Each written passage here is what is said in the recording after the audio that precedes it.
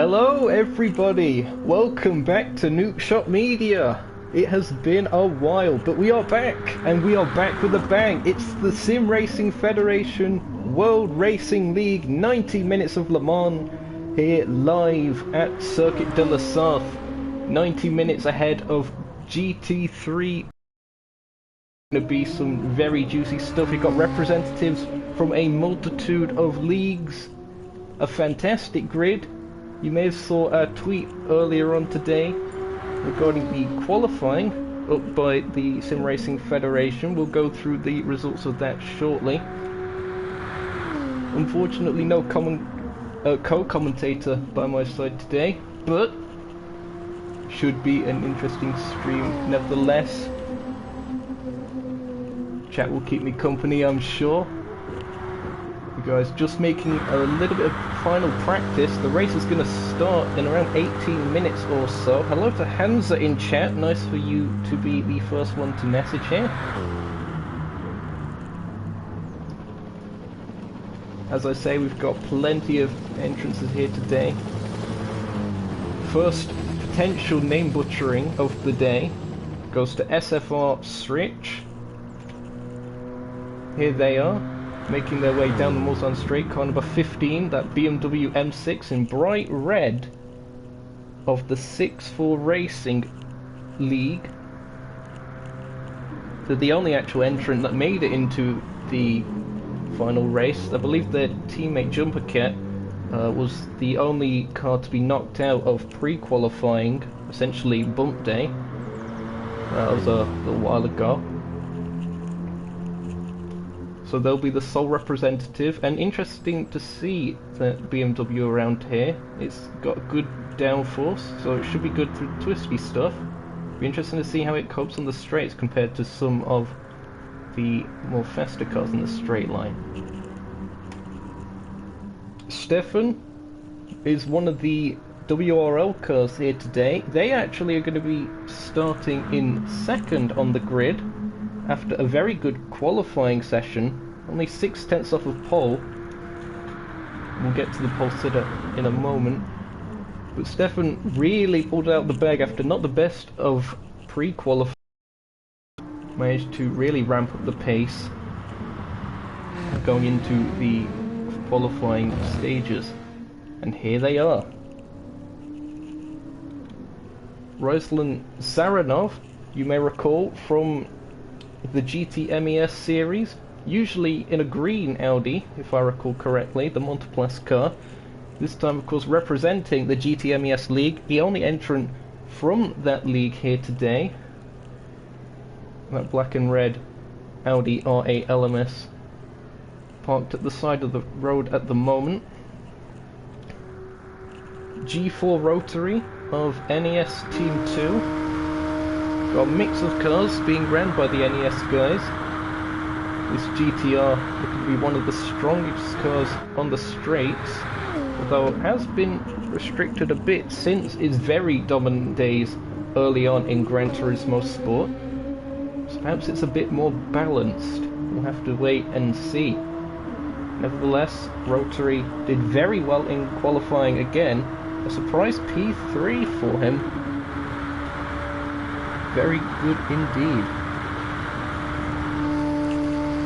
Millsman, here they are for turn 1. League and team, of course. The bright blue Viper. Fantastic looking car. Fantastic sound as well from that V10. Number 62.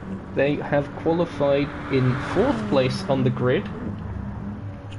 The highest of the T1 Armada of their 2 cars. Be interesting to see how they do. We know Nils has a lot of pace from plenty of other competitions, of course. Long-standing GT-MES and NES competitor as well, representing Turn 1 here today.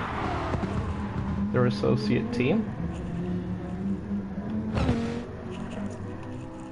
D-Look, car number 4, the McLaren.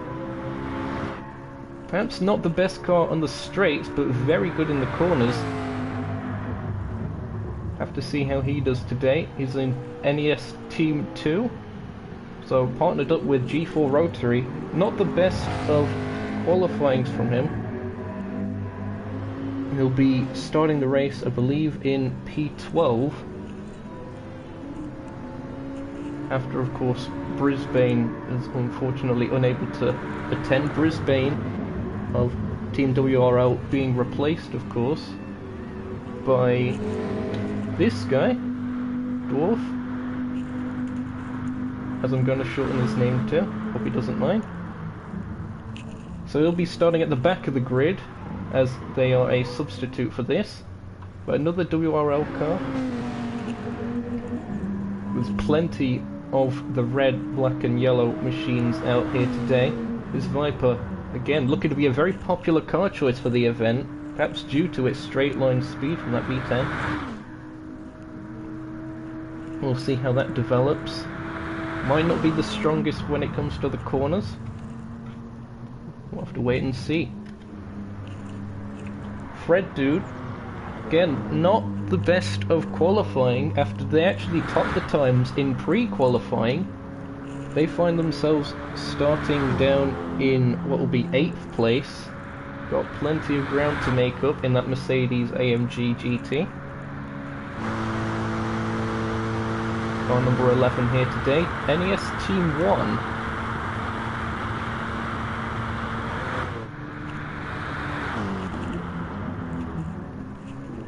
Another WRL car, this one being of WAC, car 68. Mercedes AMG, another popular car choice for this event, it would seem. The red, black and yellow, once again of Team World Racing League. So the most popular of the cars on circuit. It might be difficult to tell them apart from a distance. Shouldn't be too tricky though. WAC will be starting down in what I believe is 11th, according to the graphic. Yep. Damon in another Viper of Team WRL. They'll be starting in what will be 7th on the grid, one place ahead of Fred. 10 minutes until the start of the race. Be interesting to see the kind of pace that Damon is able to get out of the car. Again, the level of drivers here today is absolutely top standard. Let's see who else we can find. We have a Muda in the pits, the other Turn 1 car. That blue Viper, 54 for the American here today. Recently coming off a 2nd place finish in the VRR Firestone 400 event at Blue Moon Bay. That was in Red Bull X 2014s. So he certainly knows his way around quick cars. We'll see how he does in this Group 3 machinery today. He'll be starting from 13th after not the best of qualifying. He was provisionally last, but of course will start one place ahead because of Dwarf and his standing in. So they're making their way around the circuit at the moment. Who else do we have? Stefan's in the pits. Pole sitter for today, Crazy John, or CJ as we know him on the channel, car 25 of NES Team 1, stuck it on pole by 0.6 of a second a few days ago. That McLaren looking very quick in his hands, especially given that he came off quite a long break. I think it was around over a month or so. They started playing again to get used to the car for pre-qualifying essentially. He kept on gaining speed and there he was topping the timesheet. Maybe he's got even more in the tank. We'll have to see whether there'll be any challenges as well. Oh, bit of a lag spike there. Hopefully that's only on my end and only temporary. Nick here, Nick Parks, and another Viper. Another interesting thing you might see around here is the bump grafting tactics. They are legal in this event, it has been clarified in advance. and the WRL cars looking like they could be working together for the event, even between the teams, Team 1, 2 and 3. Be interesting to see. With it being a rolling start here today, they're going to have to all work together in order to keep in touch to get the slipstream on lap 1, otherwise you can really lose out on a lot of time if you're not in that lead group.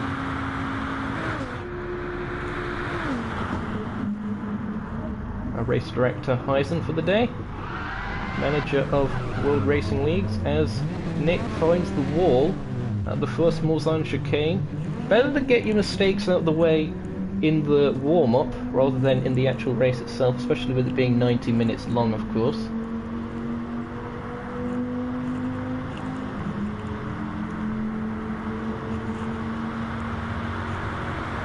I'm just going to check to see who else we have around at the moment.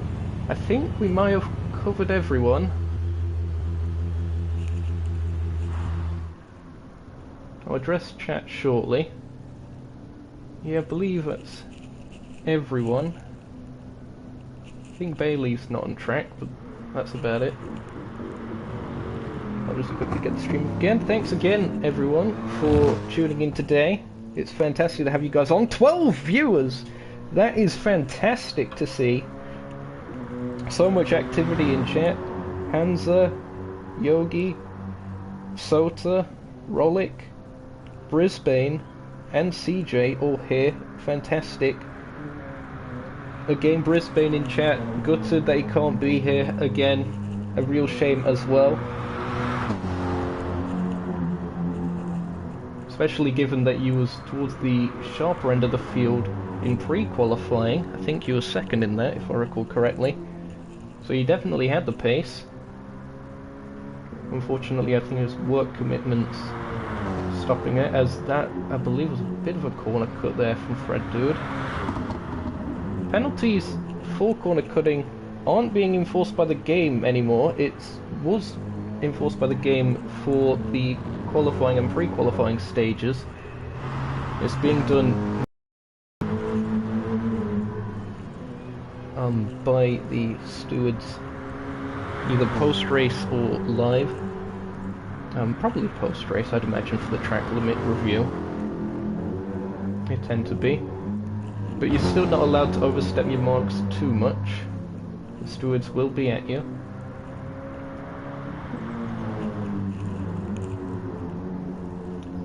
Alfie in chat saying, Brisbane, you failed him. Brisbane, you should feel very guilty about that. Sota with the jokes. Nick, you can't park there.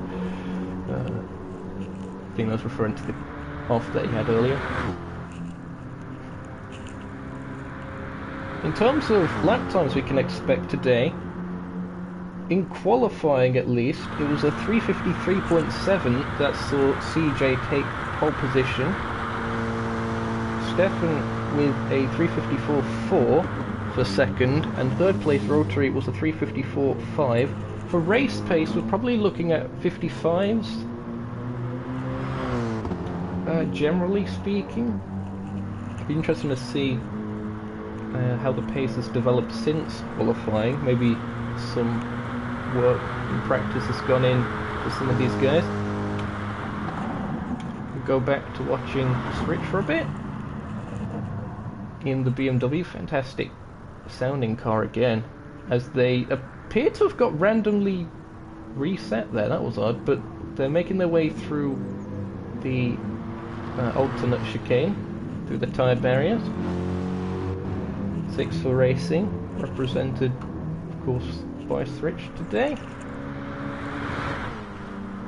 Nice having so many new faces to the Nukeshot Media channel here for this event, such as Switch and a lot of the WRL guys. I used to actually broadcast on the WRL YouTube channel, but doing it here on Nukeshot Media today.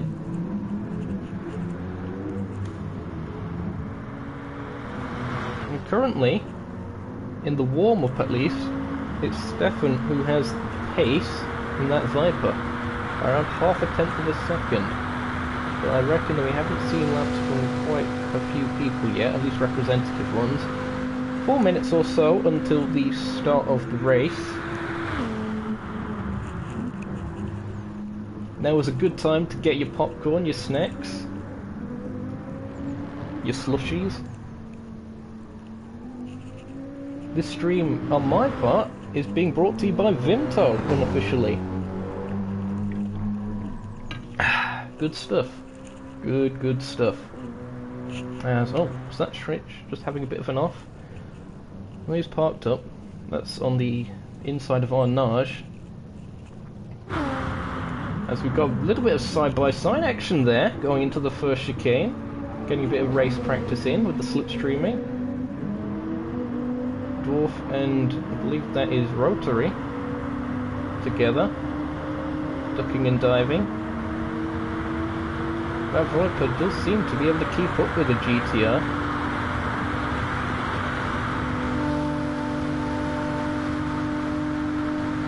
Even when it breaks out the slipstream, which is interesting to note. It'd be interesting to see the inter-team working together, such as, for example, NES and WRL. Everyone just working to slipstream each other in order to gain their own advantage. Kind of like a mutual agreement, an alliance, if you will. Might only last one straight, but interesting.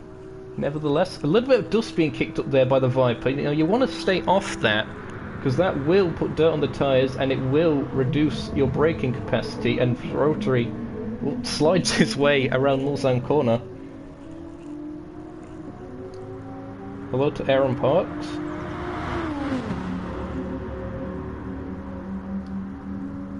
Oh, is that your actual name, Nick? Or is that just someone else who happens to have Parks as their last name?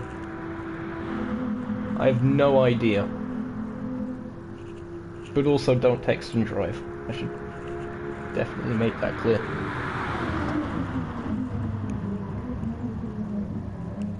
Okay, Heisen's referring to them as Dwarfy, so... or Dwarfy. One or the other. I'll probably stick to Dwarf. Just know that I'm not being heightist when I say that. And new subscriber. Thank you, Aaron. Ah, you're his son. Well, hopefully your dad will do you proud here today at LeMans. Thanks again for tuning in. We'll be going live to the race shortly. Starting now. I've managed to ramble my way through many statistics, and it's about time that we get things underway.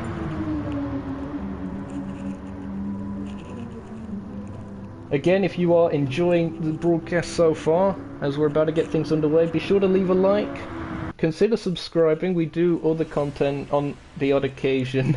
It is a bit occasional these days, but hopefully in the future we'll be doing a bit more. Here we go then. The WRL 90 minutes of Le Mans. It will be a rolling start. Crazy John on pole position, followed by Stefan. Rotary in third, Nils fourth, Riesland fifth. I believe that was Stritch in sixth.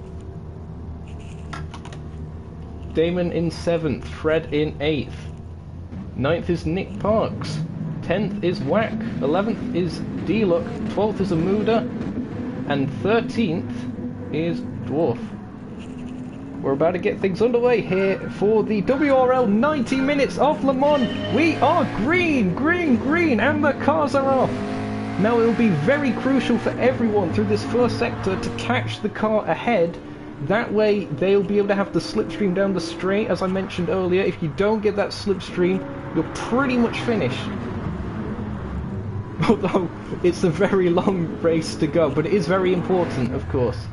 There's a little bit of netcode going on, as I think we actually have an off. Someone has spun at the first corner according to the arrow markers. I'll see if I can get back to that in a second, but at the moment it is Crazy John leading from Stefan from Rotary.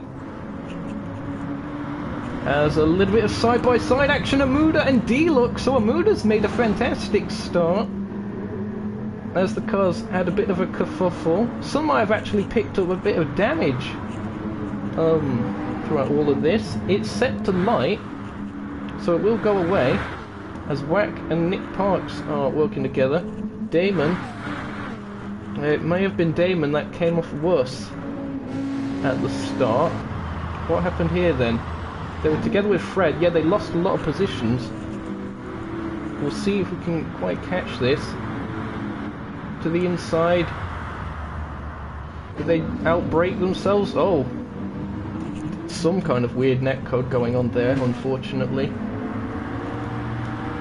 Crazy John still leads, and there you see, slipstream, 7.5 tenths of a second is the delta for that. And as you can see, CJ has more than that, so he's managed to gap Stefan at the start, and Rotary's actually managed to get in the slipstream range. So we could have a battle between second and third happening quite soon, and I think Nils, just behind Rotary, is also... No, he's just outside the slipstream range at the moment. Switch coming under attack from Rizlan as well. Rizlan? I think it's Rizlan, actually. As I just need to quickly reset the stream. There we go. I think, as the cars making their way down towards Mulsanne Corner for the first time of asking, Rizlan makes their way to the inside. Does Switch manage to hold on? They're going to be quite late on the brakes, somehow managing to get it stopped, but Rizlan does make the overtake stick. Oh, bit of dust being kicked up towards the back of the field there, as some of these cars. Yep, race direction, counting that as a racing incident on lap 1. Makes sense with the netcode. Look at this swarm of cars, as we see more side-by-side action between 5th and 6th place, as Switch manages to get ahead again as they make their way into the Indianapolis section. Crazy John has lost the gap that they had. The Viper... CJ nearly took out a camera there, but the Vipers definitely seem to have the edge on the straights. Will CJ be able to get the gap back up through the corners? Porsche curves coming up next, but it looks like the Viper might be able to challenge through here. Stefan, here we go, on board with them, just a bit too far back. Here's that netcode again that I'm on about. It must be on my end if it's happening to multiple cars like that. I do apologise, I don't know what's happening there, but it's better it's on my end than it is on the racer's end. It could be on everyone's end for all I know. Here we go again then. You see CJ using a little bit of the grass to turn the car in. Insane stuff from the Mad Greek. And Rotary is right there! He's gonna try and send it, is he? No! Thinks better of it. Can't say I blame him there. Going back to the cinematic cameras. 1 lap down. Top 3 remain the same. Rotary still hunting down the Viper of Stefan though. I moved it back down to 12. Just noticed. He did make quite a good stop. He seems to have fell back down the order a bit. He's at the back of this train, so we'll have some slipstream partners, which is always good. Who's at the head of this train? It looks like it's 8th place Dwarf currently at the head of this. Yep, the 2 Vipers. So we're already seeing multiple trains developing. And it'll be up to these guys to work together if they want to catch the lead group. But already, close to 5 seconds between Dwarf and Fred, as everyone runs off to Narnia, thanks to the netcode. Real apologies for that. There's nothing really I can do at this time. I just have to hope that it goes away. On the straight, Stefan just breaking into the slipstream range, but Rotary sends it! Have to gather it back up. Can't quite get it done. But he's all over the bumper, and he's not going to try and help him with the bump drafting, or is he? Might be able to. He manages to just about get the nose to the inside line.com. Now it really is just a drag race. I think the Viper just having the edge in the slipstream of the car ahead. Managing to keep it ahead there. And somehow Nils continuing to defend from Switch. It looked like Switch was going to pass him on that last straight. Not the case. So the top 6 are pretty much in touch. Top 7, in fact. Rizlan and Fred close together. So Fred's actually made his way up the order quite a bit.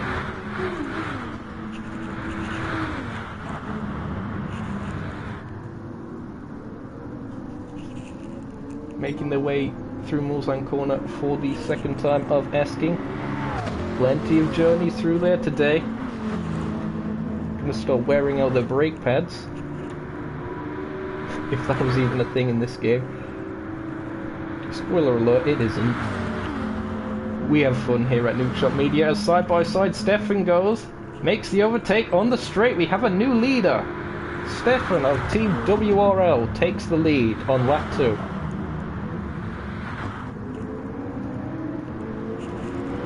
Now, will there be any retaliation as they're making their way through Arnage?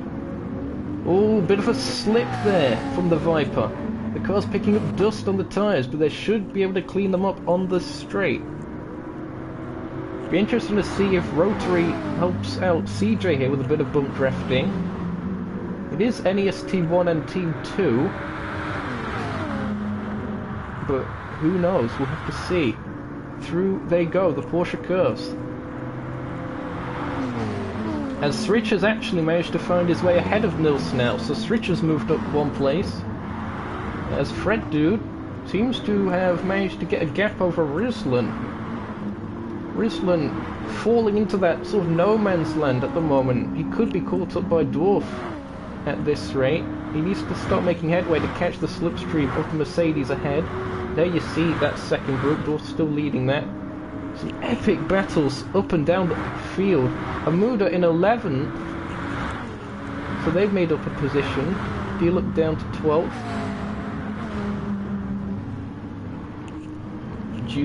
Juicy stuff through the Ford chicanes. Just clipping the gravel on exit, so not the best of run out of the corner from Amuda, but still within that crucial slipstream range. That's what matters here. Stefan starting to actually get a bit of a gap over CJ here. CJ goes a bit offline. Rotary could be looking for an overtake here. Doesn't for now. But it looks like that GTR was a little bit more stable through that particular section. The McLaren, notably, not the easiest car around to drive. As we also see Fred making an overtake on Nils a bit further back, but we're going to have to stick with this at the moment because CJ trying to retake the lead. No real defense. Actually, sorry, I thought the chicane was the second one. That was the defensive line there by Stefan. I was going to say it was a bit odd if he didn't put much of a fight, but he did. Great tactical play there by the WRL group leader and race leader at the moment, where he's got two Nukeshot cars of Team NES to deal with at the moment.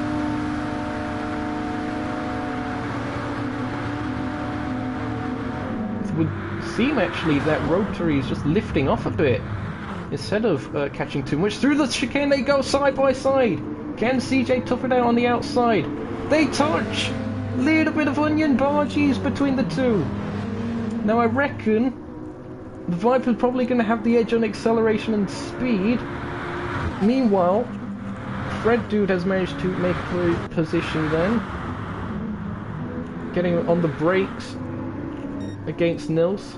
Nils will probably come back at him though. Look at that shot! I think that's pretty much the whole field all the way back there that we saw. Some cars just a bit ahead as Rotary takes the lead. Must have been a bit of a mistake there from Stefan into Mulsanne corner. We'll see if we can catch that. So CJ dropped back and Rotary just really had a lot of pace through there in the GTR. Must have used perfection. But now Stefan's coming back at him on the outside through... Ooh. Very difficult to tough it out there through the first part of the Indianapolis complex. CJ, oh! clipping the gravel. And all of this squabbling is allowing Switch and the rest of the group to catch back up. What on earth is happening there? There's a flying viper?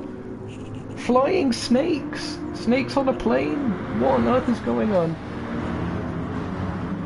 I think some sense of normality is resumed after that netcode nightmare. Hopefully we see less of those, of course. Rotary ahead, going to the Porsche curves. CJ somehow managed to make a move through that first section. That was very unlikely. Stefan just seemed to slide it out on the outside.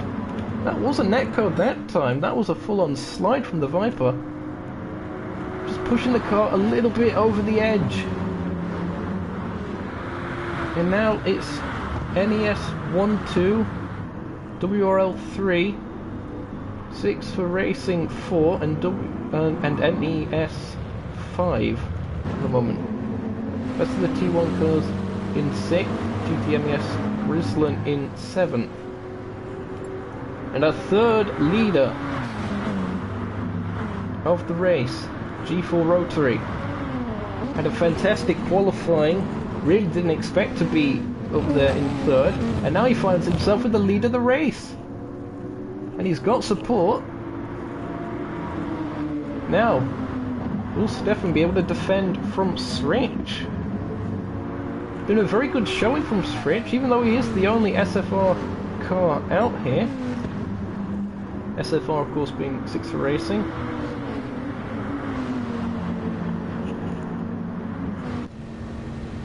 Go on board here with Stefan.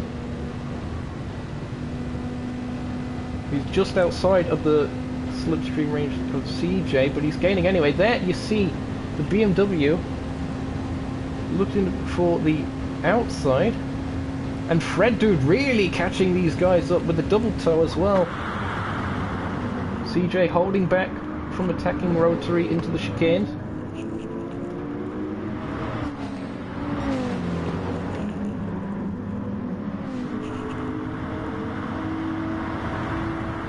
Sorry I've not been able to monitor chat too much. There's been so much action going off as Switch makes their way. They've managed to snag the inside for this next corner. And Fred Dude could make it 3 wide. It would be very risky. Probably not the best thing to do as well, given the outside there is very dusty. Oh, look at the McLaren slide its way through. Switch, not the best of exits. Fred Dude manages to catch back up again. So it's the lead 5, as Nils seems to have dropped back a bit. And Ruslan in 7th. Let's see if we can catch the rest of the group. Wacker's managed to escape the rest of the group. Amuda is now ahead of this particular train of many Vipers.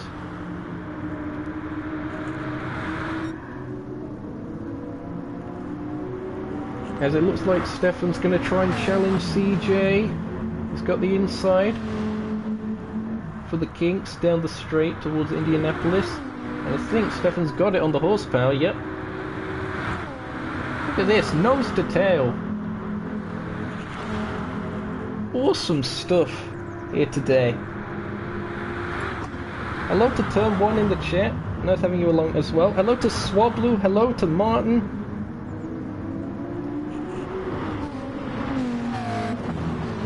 We've got a warning there for Bailey. I think that was.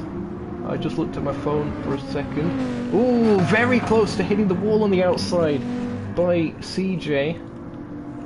Really risky stuff. Especially in that McLaren, it can snap so easily. There's his teammate of NES T1 actually, Fred Dude. Seeming to give him a little bit of a hand. Holding up Switch. Looks to the outside, can't make that work. Very difficult to pull that off. Well, it's been a good showing from the NES guys so far. Big up my guys. Hashtag no bias. First, third and fifth at the moment. For 3 of them. Do look a bit further back at the moment. Still plenty of the race to go. 1 hour and 14 left here at Circuit de la Surf for the 90 minutes of Le Mans brought to you by the World Racing League and the Sim Racing Federation. Oh, bit of a mistake from Stefan. CJ had to swerve to the outside. He'll have the slipstream actually from Rotary. Will he be able to tough it out? I'm not quite sure if he will.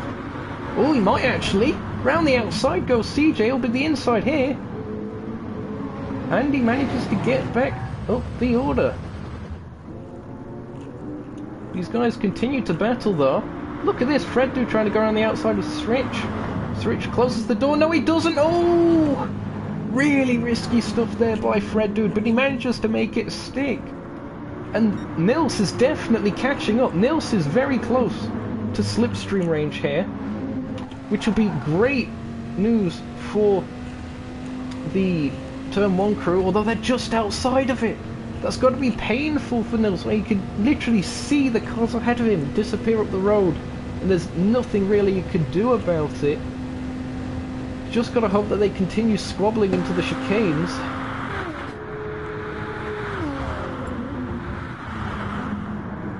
Okay. So Wack has been given a 5-second penalty for hitting a car off the track. So that might potentially explain how Wack has managed to get a bit of a gap over the rest of the cars that he was behind. He was in that train of cars towards the start. He's got quite a gap now. So 5-second penalty for him. Fortunately we missed that, but the race director didn't. Always helpful having race director on hand to pick things that I miss. Not that I'm a steward anyway, but you know what I mean. I mean, I'm the president of the universe. I do whatever I want. Yeah, Rotary has managed to gap the slipstream to CJ. So CJ's not getting a slipstream boost. Bit of an attack here from Switch to the inside of Fred Dude. Very late on the brakes from both of them. Ooh, I think Fred Dude might just get it on exit, yep. And this is really helping Nils out. Nils, oh, he's so much closer now. Look at that, less than a second. And Rizlan as well coming back into camera shot. There you see him in the back. That black in, well you can't really see the red on that GTMES LDR8. Black also there. We'll see if we can find a little bit of time to examine some of the battles further down the field shortly. But it's been so action-packed. I was a bit concerned that, you know, I'm probably going to eat my words later on, but that with such a long race, by my standards, I'm only used to like an hour-long race for broadcasts on average, that we'd run out of things to talk about, but these guys have been keeping us fantastically entertained, as it is a Nukeshot Endurance Series 1, 2 and 3 at the moment. Big up the man down. I don't know anymore. This is going fantastically according to plan. I definitely did not rig this. No, please, I did not rig this. Oh dear. Top banter. These guys working really well together though. Gotta be careful with the track limit, especially through there, the exit of the Porsche curves. Now we're expecting in terms of stints, these guys to do either 7 or 8 laps, dependent on fuel and tyres. We're expecting the majority of the field to stick with softs throughout the whole way. Some guys might go to mediums if they think they can't last between 7 or 8 laps because of the tyres sliding. You might see the likes of McLarens, for example, have been sliding quite a bit. Maybe even the GTR Rotary, because I know that's quite a slippery car at times. Although the Vipers as well could be a bit slippery. Oh, I think that was Fred just catching a little bit of grass on the exit. Well, his rims are green, but I think they were that green anyway. Ooh, ooh, really close to the outside of the circuit. Oh, just going outside of the track limits there for Fred. Very close and difficult to tell with Switch constantly battling him. He's just about getting alongside. It seems the BMW has a slight edge on the straights here. Or at least did. Now the Mercedes falls ahead. So the difference in the rev range, perhaps. Making their way through the first chicane. Fred Dude currently holds the fastest lap of the race at 3:55.5. The commentator sounds biased. Yes, very aggressive driving so far by Fred quite early on. Now look, switch. Going up. Fred Dude thinking about moving across. Nope, switch to the inside. Will he be able to get it stopped? He does, but he can't quite hold on to it. A little bit of onion barges perhaps through there as the lines cross. Some really epic stuff. Now you might actually think it would benefit both of them if they would bump draft or something in order to catch the lead group, but no, they still continue to have their own battle. Fred Dude effectively playing a rear gunner role of the cars ahead.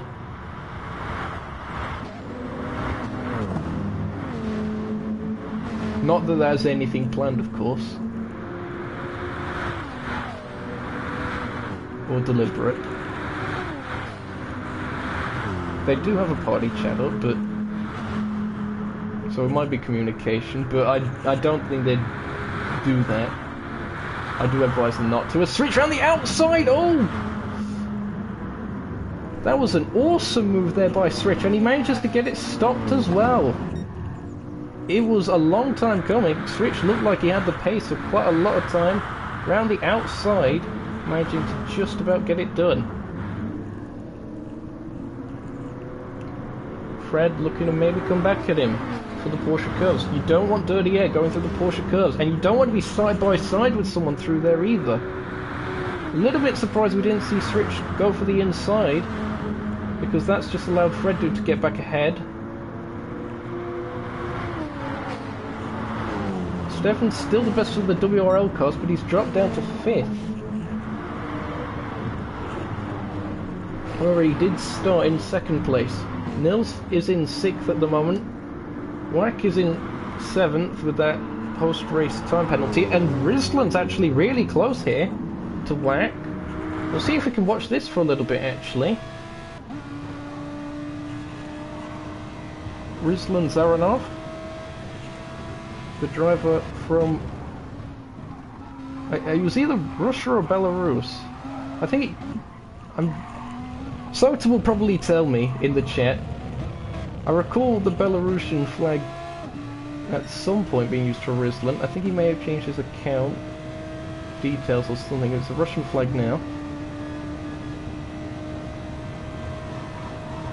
And he's actually lost a little bit of time through there compared to Wack. Wasn't paying overly much attention, so I don't know if there was maybe a yeeting of a chicane. He's from Belarus, yeah, I thought so. I thought that was the case.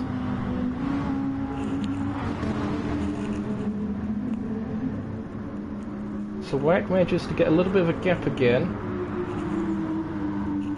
Let's see a little bit further down the field then. Dwarf and Damon close together. Two WRL Vipers. Dwarf doing a good job given that they're standing in here for Brisbane.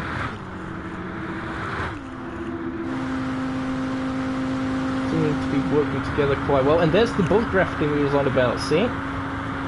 Perfectly legal in this event. Some leagues prohibit it, some allow it.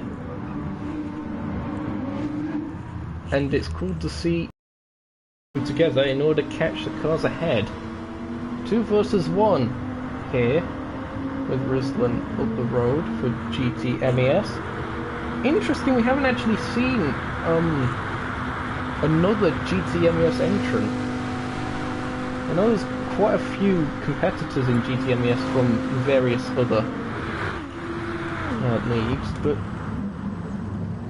such as Team NES. There's quite a few of them that run in GTMES, but still interesting. As actually, you've just looked on the graphic, it would seem Stefan's managed to make his way up the order here with a bit of assistance from Switch. That's demoted Rotary to 4th and 5th to... Ooh, sorry, 5th to CJ. We'll see if we can catch that again. So the two red cars working together, or red fronted cars at least in the case of Stefan. That Viper is looking very good on the straights. So the inter-team battles.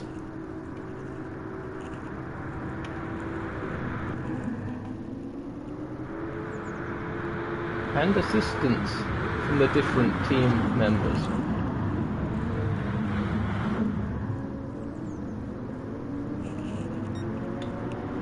Yeah, that was essentially what happened then. It's just the slipstream. Thanks for noting that, Sota. This is really... I've said a bit of a broken record. This is all allowing Nils to catch up, but Nils continues to be nearly there, not quite, in that lead group. You got to think, if he manages to catch a bit of a break and manages to catch into that lead group, that he will be able to stick with them, given the pace that he's had pretty much without slipstream so far.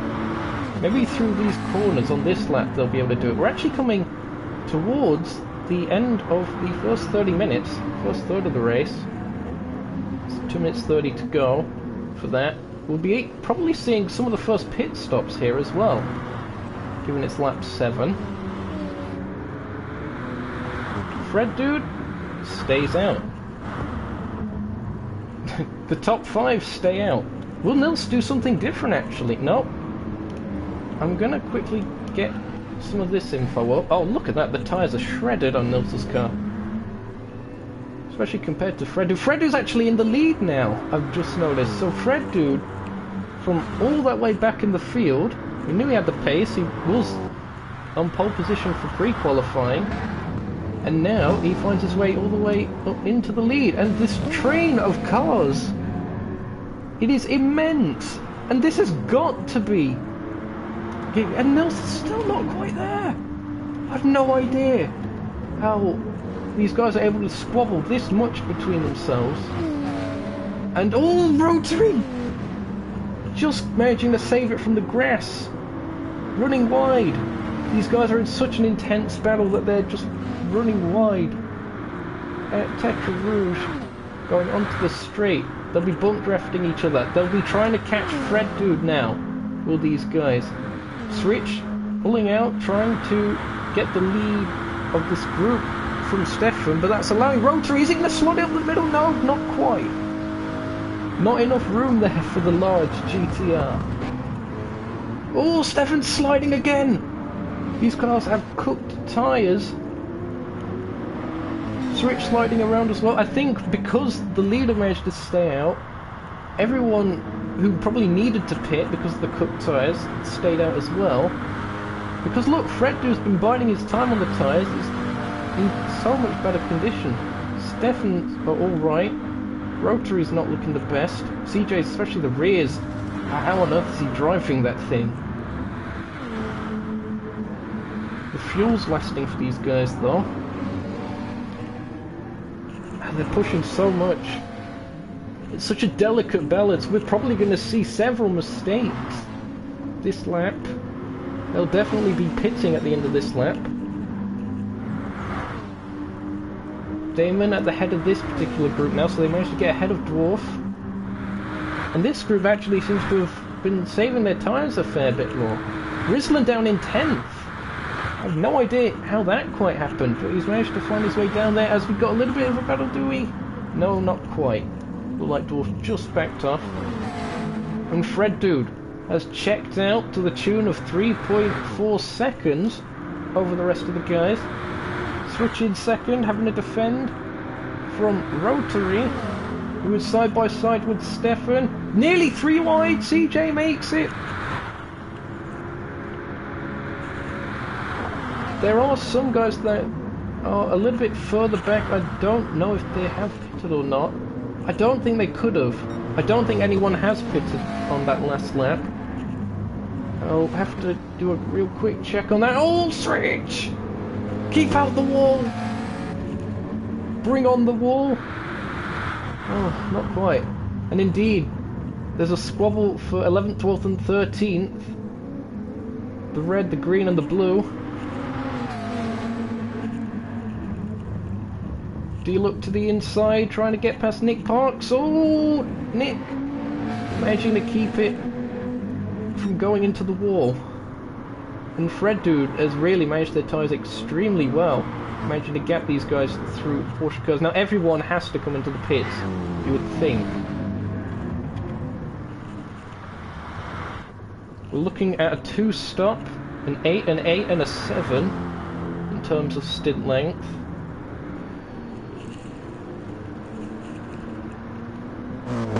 Into the pits they go then. Softs. Seems the majority of guys have been running. It would be interesting to see if anyone does go for the mediums, just so they don't lose out any time towards the end of a stint. You got to think, Fred Dude, with that advantage, will probably come out the pits ahead. But some of these guys, like CJ, and there you also see Rotary, 17 litres of fuel going into the pits. Their stops might be a bit shorter. Here we go then. First pit stops of the event. Good work there by the Nukeshot guys. Turn 1, getting the tyres done for Nils. Fueling up for the 6 for racing car of Switch. As first to leave the pits is indeed Fred Dude, and Rotary has managed to make up a bit of that gap. It was around 4 seconds, it's now down to 1 second, and Switch has managed to jump quite a few guys it would seem. He's now into 3rd. Stefan 4th, CJ in 5th. Side by side, Stefan's up to 3rd! Very opportunistic on the fresh rubber. I don't think it would still be relatively cold at this point, not quite up to temperature, but he's managed to make that work and caught Switch napping there. Down the straight they go again. Will they work together to catch the guys ahead? Be interesting to see if CJ works with these guys to catch the 2 cars ahead. It would seem, yep. They're all working together to catch those 2 ahead of them. Will Rotary comply when he probably gets caught up by these guys? I don't think Rotary's in the slipstream range of Fred. No, not quite. Rizzler's managed to make up a lot of time in the pits. He's up to 6th again. Seems to be having a bit of a yo-yo race here today, Rizzler. Nilsman coming up of turn 1. Another GTMES entrant, or competitor I should say, but race of course under the turn 1 banner.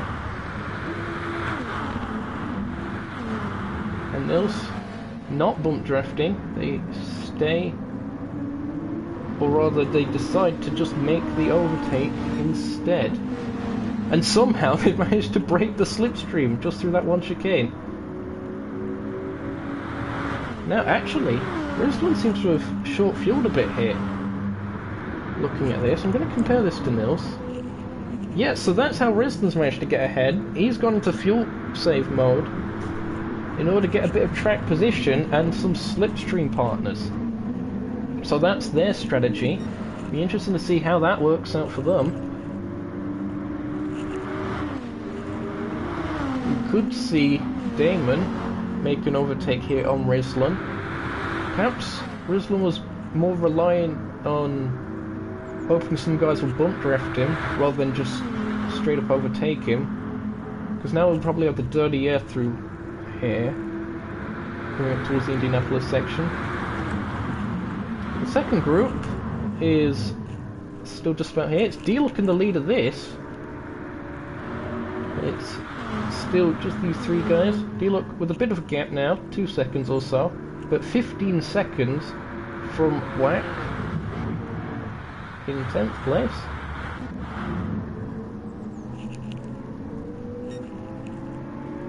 There's a bit of dust kicked up there in the back by Amuda, manages to gather it back up.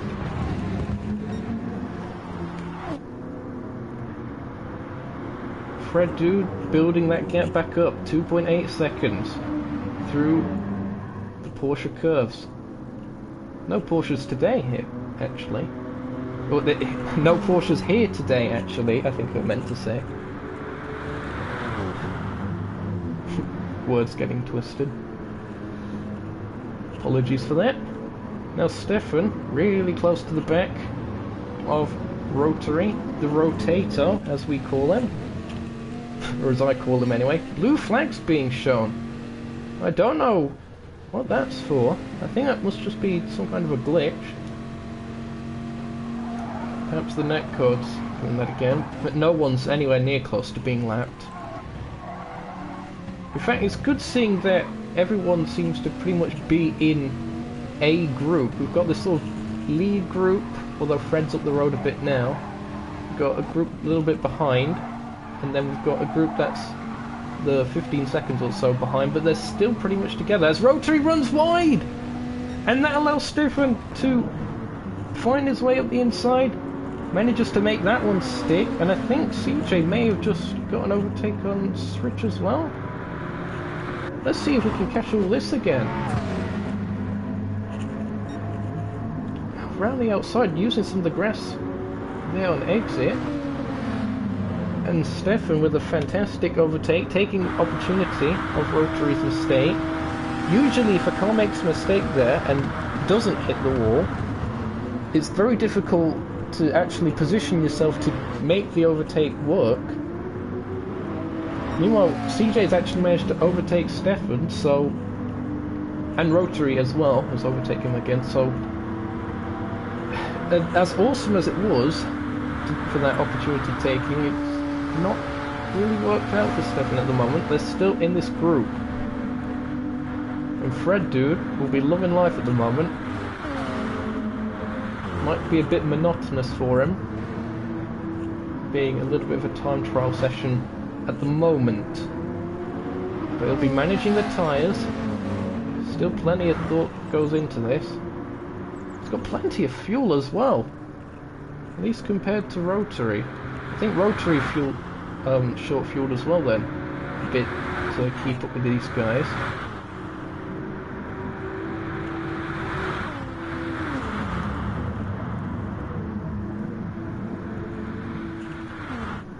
Juicy, juicy stuff. You'll probably see a little bit of bump drafting here between Rotary and CJ. There we go. The teamwork, making the dream work. Oh, that was the netcode again. I was wondering why I was lifting off.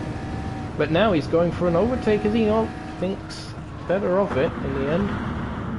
Very difficult unless you're pretty much already side by side to get something done on Indianapolis. If you go for the inside, you're pretty much going to take out the car ahead no matter what you do. So it's very tricky, and CJ realising that. It's just me as Fred lost a bit of time. He has. The gap back down to 1.2 seconds. Am I sensing that Fred Dude is trying to give Rotary and CJ some slipstream so all three of them can break away? Is that what he might be trying to do? Well, he'd certainly not do it to the Porsche curves because he'd be giving them dirty air.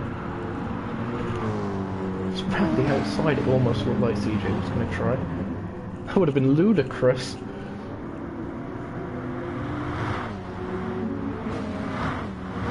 As Nelson a little bit of a battle here with Damon. Damon's found his way up the order again. He's in 7th, looking to maybe make an overtake on his fellow Viper. Different teams, of course. Oh, Nils! in the gravel. That is not going to help his chances on exit of retaining the position. We're going to have to go rear wing cam. Oh, no, Damon's a bit too far back even then to be trying anything that audacious. Closes up in the braking zone, but I would have thought Nils lost a bit more time there than he actually did, unless it was just netcode of him going off. Look at that, Damon! Right under the rear wing! Once again. Truly epic stuff here at Circuit de la Sarthe for the 90 minutes of Le Mans. I don't know what kind of replay I've just decided to accidentally put on there. Martin's saying it's quite exciting. It's alright, I guess.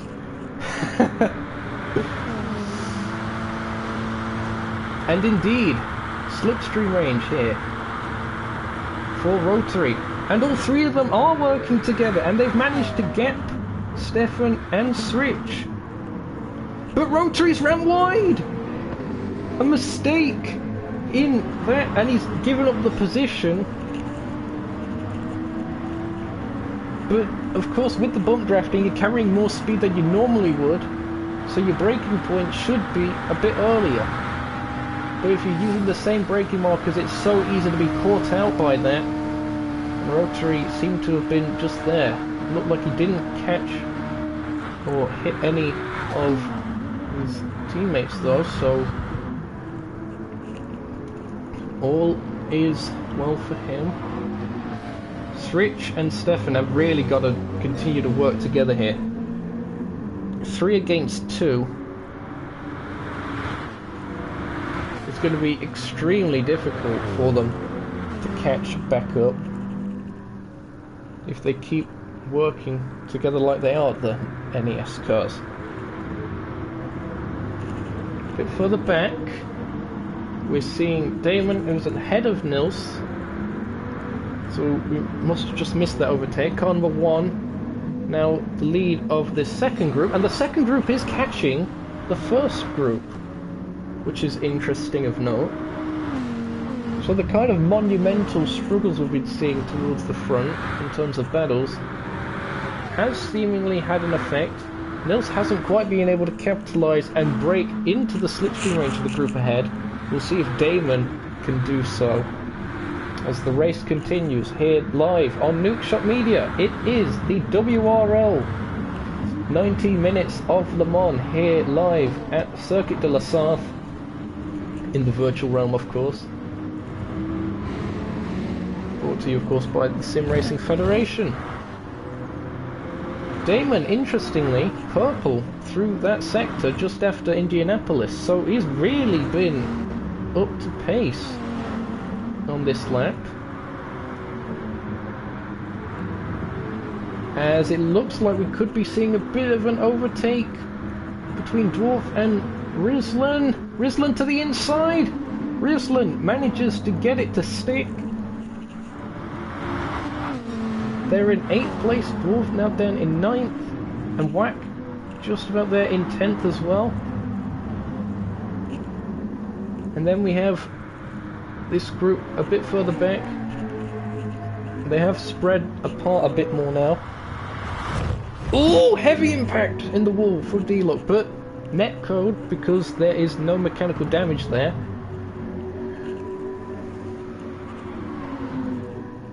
Amuda in 12th at the moment.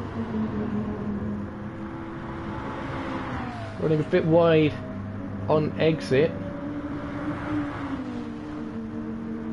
And Damon did indeed get the fastest lap of the race that time around, 3:55.153.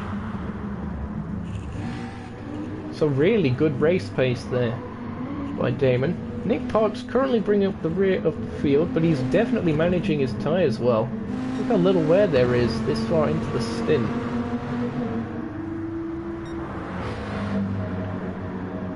Even compared to Fred Dude, who's had little to do in terms of battling. As actually, Rotary seems to have made a bit of a mistake here or something. He's fell back. We'll see if we can catch what happened. It looks like he's going to have the inside for the chicane. And is indeed ahead. No challenge for Switch there. We can go to the replay. Here he was then. Third place Rotary. Was it the same place again? Running a bit too wide? No?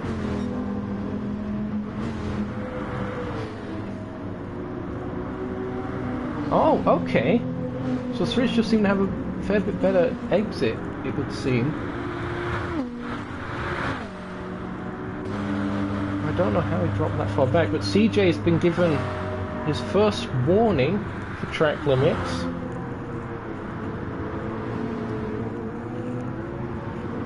Sliding about like a fish out of water. Purple though is just outside of the slipstream range, and with these guys as ahead as they are at the moment from the rest of these guys, will they want to continue to bump draft each other?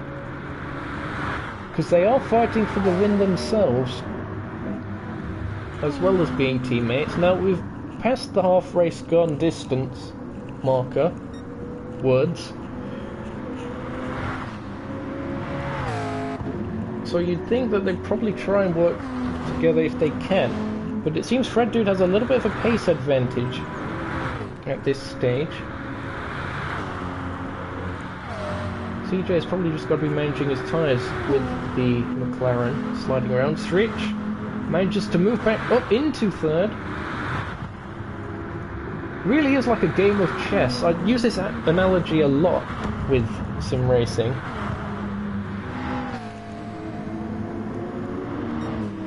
On straights especially, it's all about your positioning. You've got to think ahead.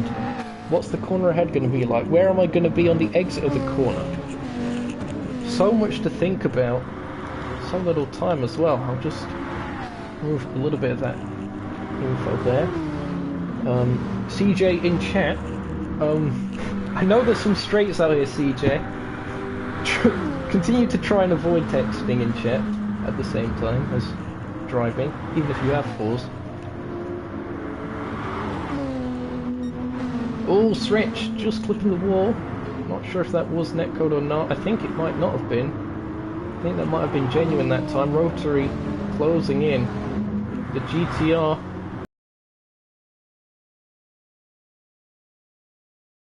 Not the most agile of cars through the Porsche cars, especially compared to the BMW M6, which has a lot of downforce for being as new as it is, in a relative sense of GT sport. Through the four chicanes they go. Oh! Massive slide! On exit. It's a very slidey car, is the GTR. Quite torquey. With that turbocharged V6 engine. Should be quite good on fuel actually as well, given it's a turbocharged car. You'll find most turbocharged cars tend to be the ones that do better on fuel. So the Vipers, being naturally aspirated, or they might even be supercharged, I'm not too sure. Someone tell me that in chat actually, whether the Vipers are naturally aspirated or supercharged. I know the Jaguar is supercharged, but it's of course not in this race.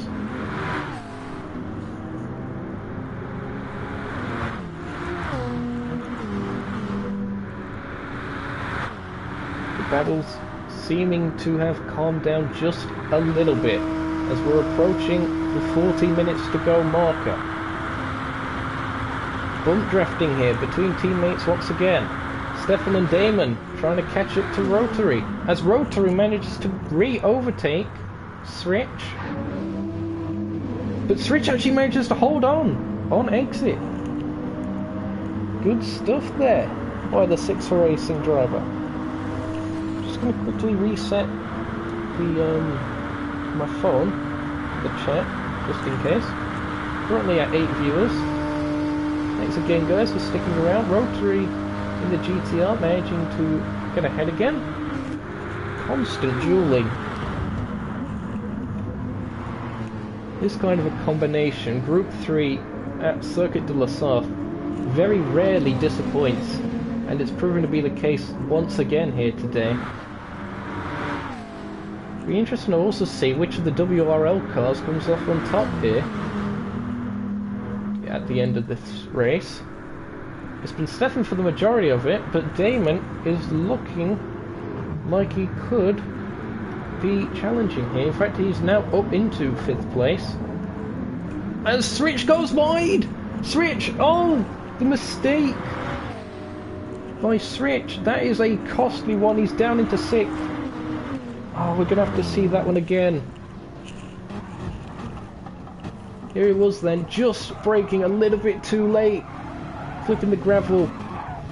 Did a very good job there actually to not hit the wall or any of the other cars.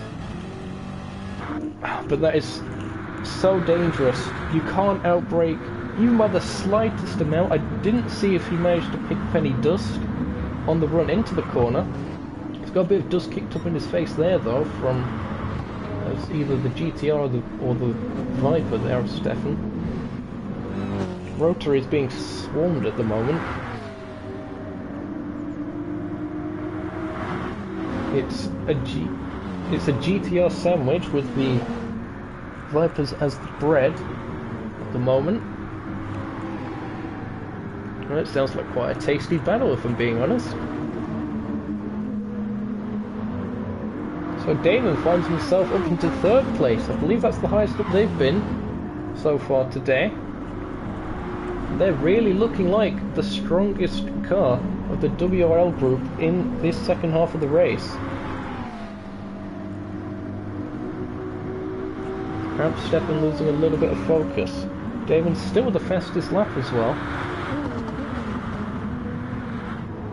The laps, of course, more than likely will be bump draft assisted for fastest lap. But still, if everyone's doing it, it's extremely impressive.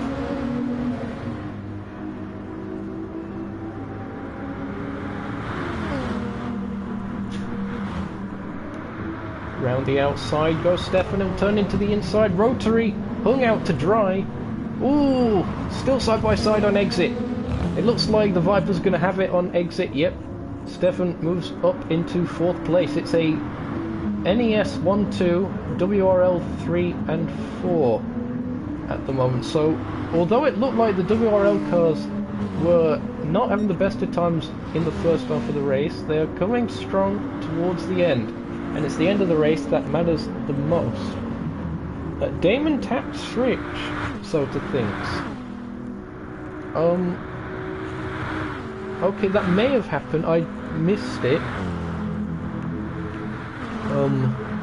That may have been a cause of something that happened earlier, I'm not too sure. Another battle. Dwarf and Nils. A couple of Vipers here again. Bump drafting continuing. Now expect, as we get into like the final lap of the race, all gloves, I was going to say all gloves are off. I guess, yeah, these guys probably were wearing gloves, not in real life of course, but the drivers. I think the phrase I'm looking for is the gloves will be off. I probably got confused with some other phrase. I think it's all bets are off was the other one. I mix phrases sometimes. Leave me alone. What I'm trying to say is on the last lap you'll see quite a bit less of this bump drafting stuff, at least between different teams. You'll think that the teams will probably work within each other as we get towards the end of the race, but the likelihood of teams working with other teams is going to decrease the further we get into this, because everyone's going to be fighting for themselves.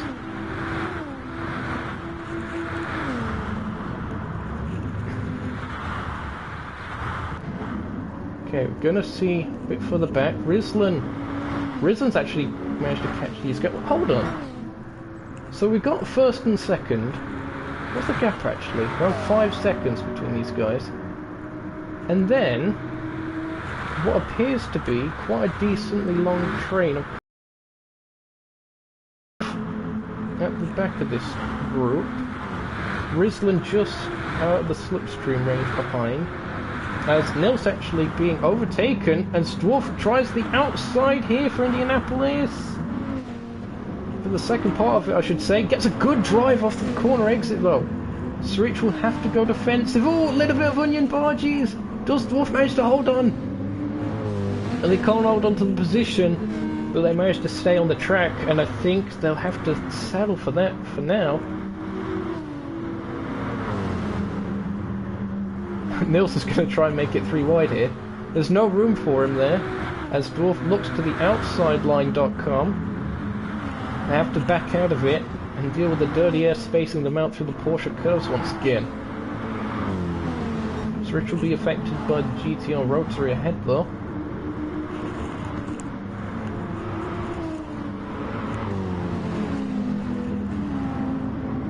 Continually juicy stuff. A bit further back, you see D-Luck. They're in 11th, pretty much by themselves. Black, they're in 10th.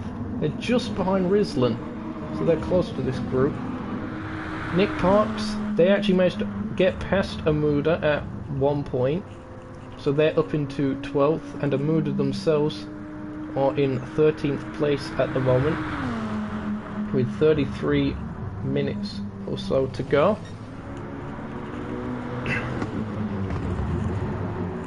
Now, lap 15. We're getting close again to pit stops, either at the end of this lap or the one after. I mentioned it would be more than likely an 8.87 in terms of laps. Oh, pardon me, sorry. I'm dying, just ignore me. There we go. Vinto prevents death, confirmed here on Nukeshot Media. Now CJ has managed to catch into the slipstream range of Fred Dude again. So they might start working together with the bump drafting. Or they might start trying to overtake each other again. Bailey has got a track limit warning. It's his second warning for extending track limits. I think Heisen said in the lobby towards the start of the race that it will be 4 strikes or so, and then it will be a penalty on your 4th strike. Sota thinks that Rislan will pit after this. We'll have to see. As Wack has actually found his way up the order. Oh wait, hold on. Rislan's down in... No, was he there? I think Rislan may have fell back a little bit. The Audi R8 not too kind on its rear tyres, I know that much. He's behind Wack at the moment. Wack does have that 5-second penalty that will be applied post-race.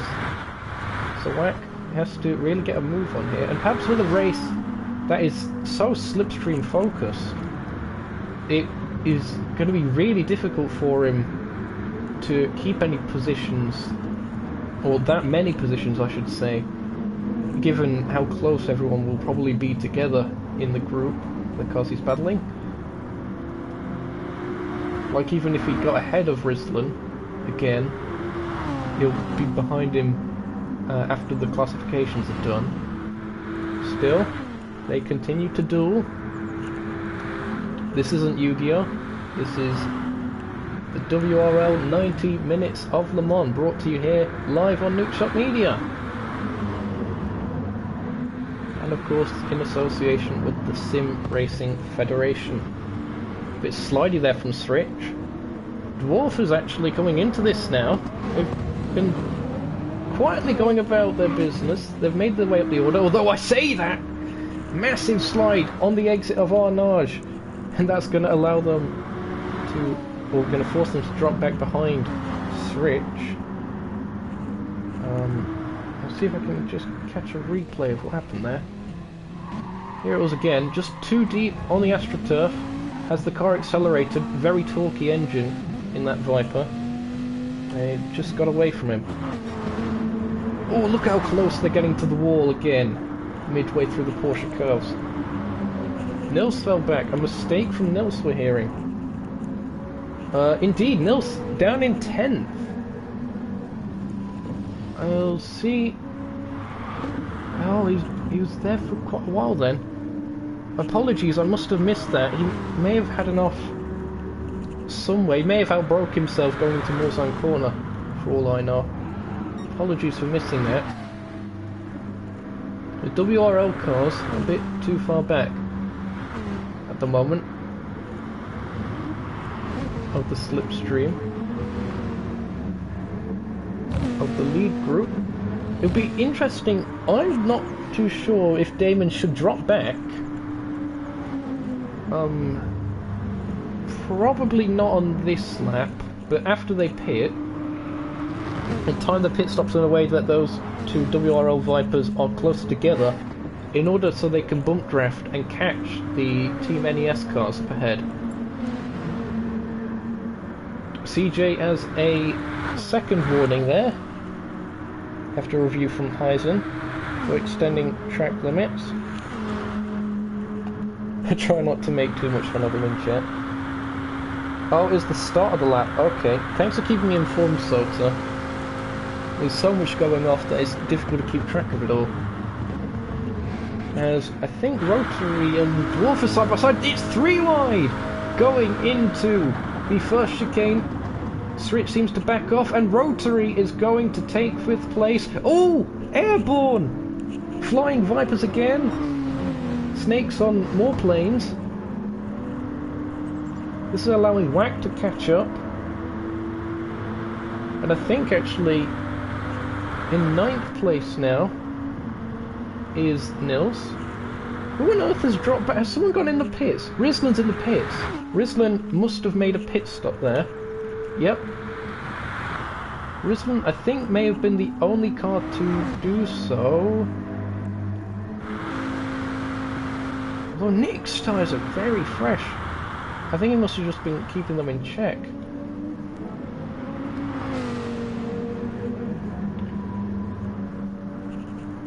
So Rislin going off strategy. It's dropped him back. And he hasn't really got any slipstream partners, so unless he can use the fresh tyres to gain time through the twisty sections towards the end of the lap, and I'm not too sure if he'll be able to gain too much time from this. So he's on to his final presumed 8-lap stint. Final third of the race, of course.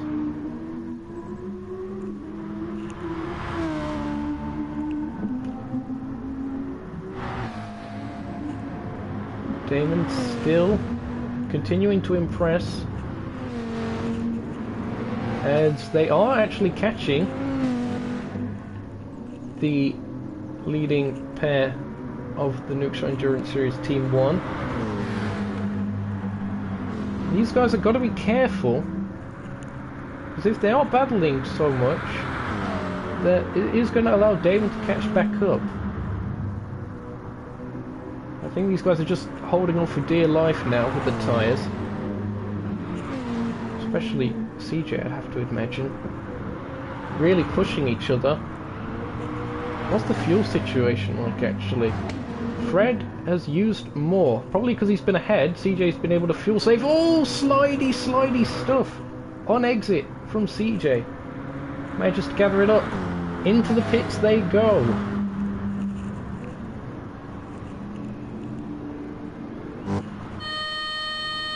So, will CJ be able to actually jump Fred in the pits because of the fuel saving? Everyone should be coming into the pits, apart from, of course, Rislin.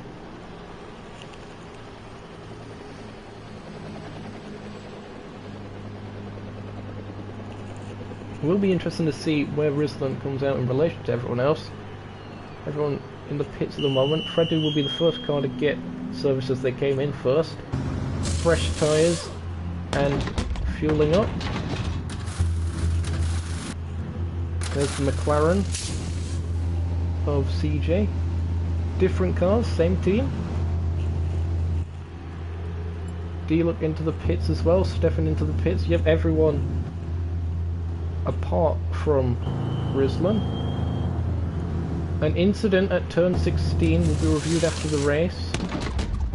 Not quite sure where exactly that was. I'll have to check it out. I probably can't, unfortunately, on stream, but no doubt the stewards will see to that. And indeed, CJ has managed to jump Fred Dude out of the pits from the fuel saving. And he's also put a little bit less fuel in as well, compared to Fred. But with Damon looming very close behind, will they go back to bunt drafting? Well, I think there's your answer. It would seem to be the case.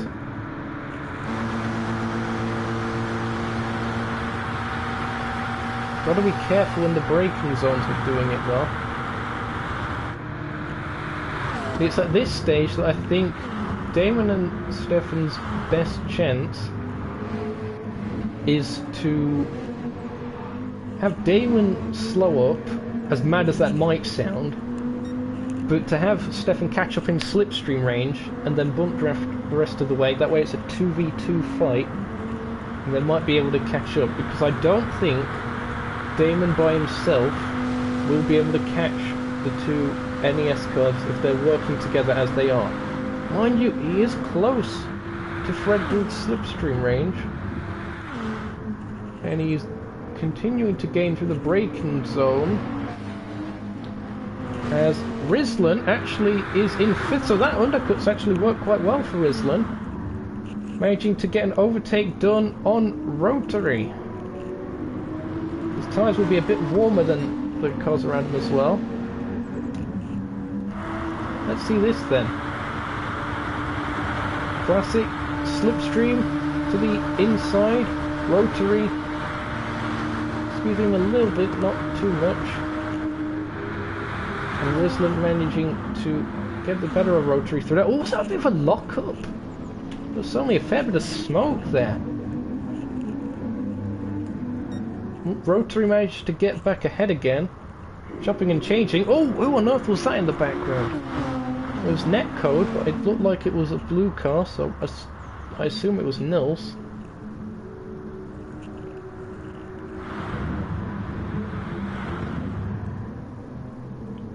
Bit of dust kicked up there by CJ. Literal dirty air, if you will. Ooh! Fred Dude very nearly taking the rear wing off on exit of Arnage.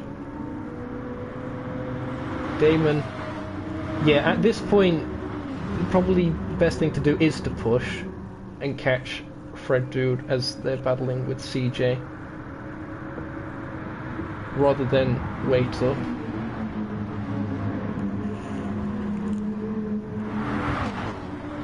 Indeed, a four-man battle for the win. 2 of Team NES, 2 of Team WRL. Heisen in chat has managed to get footage of the lap 16 crash. We might see some penalties here. Incident responsibility. We'll have to see. I don't even know who was involved with it. It must have been off our cameras. Either that or I've got a memory of a sieve. Possibly both. Fred Dude's managed to gap them again. 1.8 seconds. It was as low down as like just 1 second at some point, but the NES cars have managed to catch up again. Ah! Switch has been given a 10-second time penalty. So it was Switch that was involved with that lap 16 crash. That explains why they are literally nowhere to be seen. And they're down in 10th. They were in that lead group, remember? So they must have had a massive accident. Maybe it was involving Nils? Could that have been the case? Is that why Nils is that far down as well? I'm only speculating because I didn't actually see it. Apologies that we haven't managed to get the footage for you on stream with so much else going off. But with those two being as close together on track as they are, that'd be my guess. A guesstimate. So 10 seconds added to Switch after they were doing so well towards the start of the race. Just a bit of a slip up.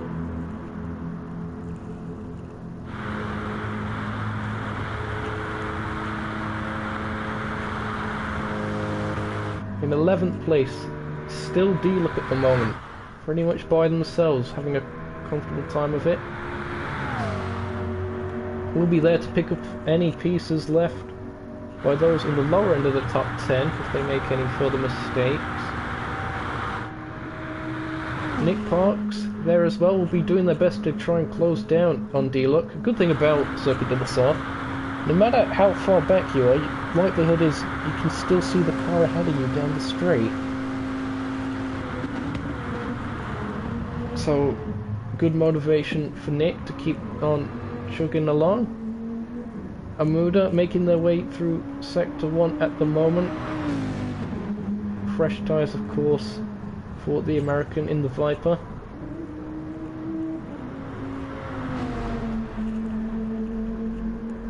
It's currently 44 seconds back. It'll be difficult to get that back, but we have seen crazier things before. And of course, can't discount Amuda. Second place, of course, in the VRR Firestone 400.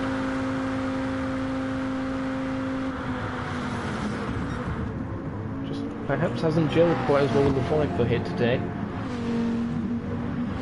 CJ continues to lead this race. Look at the slide and the correction he had to make on exit of Arnage that time.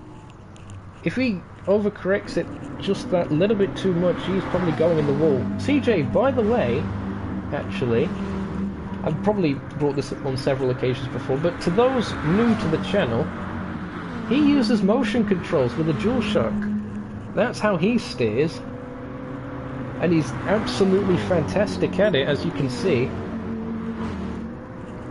out in the lead of the race. I'd be doing well if I could survive in first sector without crashing with motion controls, so extremely impressive feat.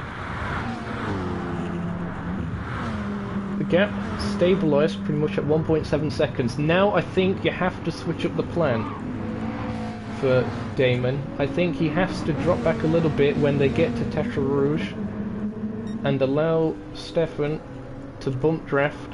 Stefan has managed to catch up, they're within a second. They might be timing this in order to get the bump draft going.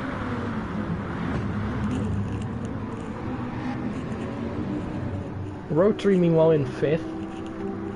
And the lead of this train, as Dwarf is making an overtake on Rislan. 7th and 8th place. They swap around. Rotary will probably come under attack unless he can break the slipstream soon.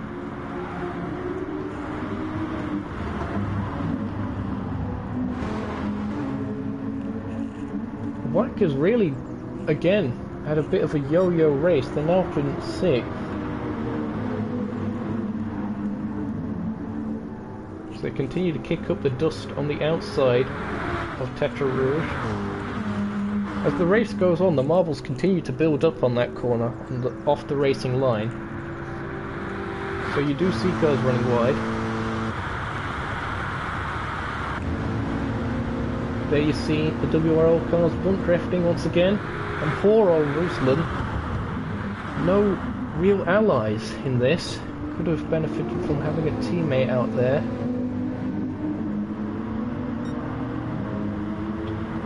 There's purple sector actually, for Wyatt, or he's currently purple on the best lap of the race so far, which is still held by 3rd place Damon. Here they are. Oh, getting it wrong through that second chicane. Car just sliding away from him. I'm surprised it did that with the tyres as fresh as they are. But Stefan is within slipstream range, so the tactics are playing out. NES, WRL.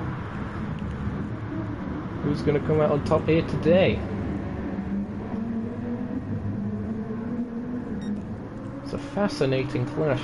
It looks like it is going to be either an NES or WRL win. The best none of those guys is actually Rislan in 8th. So it's a very clean sweep there between the NES and WRL guys, or the top 7 positions. And Ruslan doing a very good job staying with these guys despite having no real allies. Whack on the outside, manages to get ahead of the GTR and gets it just about stopped. Do they? No, they don't! They run off! Oh, no, that's just the netcode. Every single time I see it off, it's netcode. As the dust continued to be kicked up on the outside of Arnage as well. The slowest corner on the circuit. Very tricky. Rotary. Going for the outside through there. We'll turn to the inside.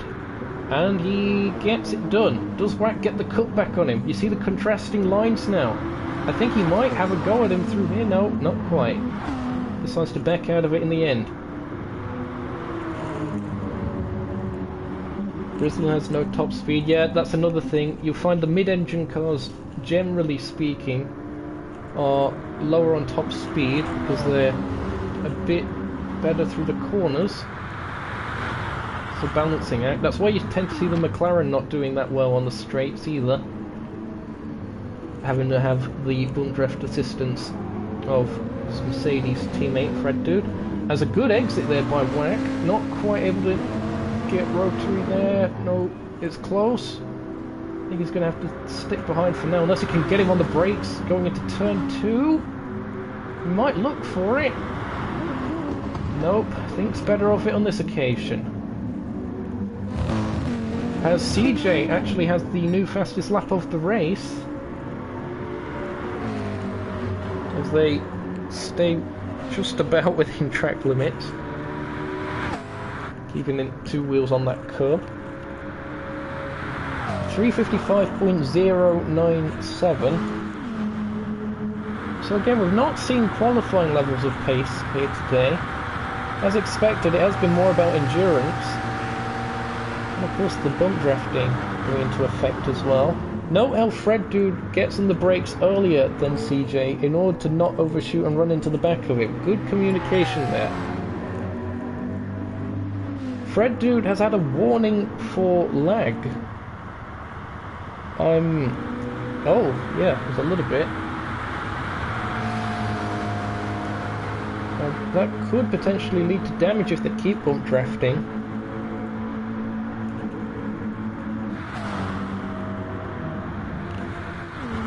Hopefully that goes away for him. It'd be an absolute travesty, for me included, hashtag no bias, if Fred Dude was unfortunately disqualified for flag reasons. And now that I've said it, the curse of the commentator is going to happen, isn't it? Through towards Mulsanne corner.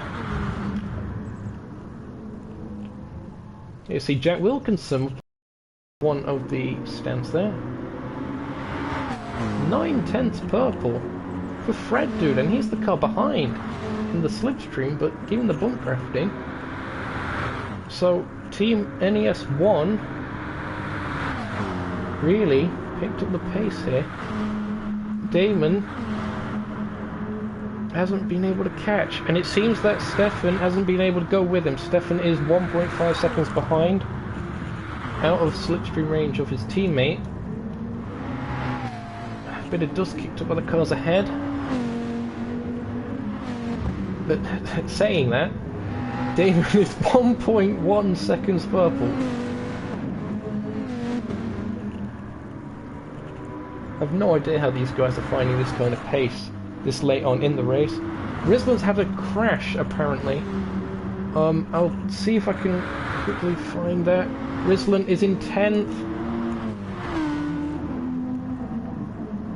He's there with Thritch at the moment. I'm not sure where that happened. It may be Mulsanne corner. Apologies that I missed that one again. But he's there with Thritch. And Nils within his sights as well. 8th place.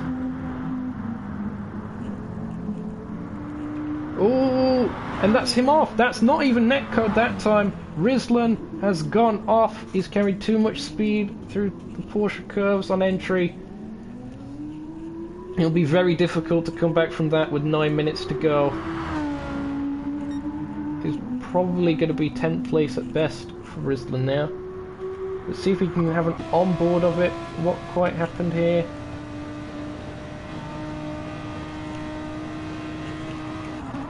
Yep. Just missed his braking point. And once you're on that dusty part of the track, very difficult to find any grip out there, of course, as you'd imagine.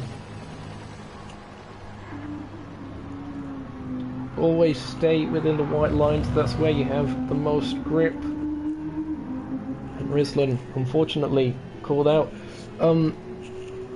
Sota in chat seem to think they might have pedal problems. He's apparently had that before. And there actually, you just saw in the background a shot, D-Look. So D-Look has a potential top 10 in his sights. 11 seconds ahead, 11 seconds behind. Equidistant front and back at the moment. As Fred Dude is actually back into the lead of the race. I believe it was CJ ahead before. So they're chopping and changing towards the end. Perhaps just guaranteeing themselves that they have enough fuel. 54.7. That is definitely getting more towards qualifying speed. Well, it was a 53 we saw from CJ. That took pole position. Bump draft and slipstream assisted, of course. We do choreograph these kind of things at the Nukeshot Endurance Series. And it seems to have paid off so far. Still 7 minutes to go into Mulsanne corner for one of the last times. And ooh, CJ looking to run wide. It seems that every few minutes or so things get reset or something, and indeed I can't see Bailey Vader. I was wondering what happened to them at the start of the stream, and we had 13 cars, so 14, so apparently I can't see them.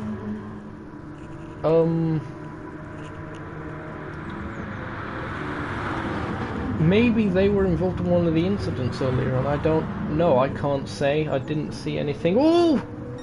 What I did see was a very sliding McLaren through Indianapolis. Kicking up more grass. Careful, lads.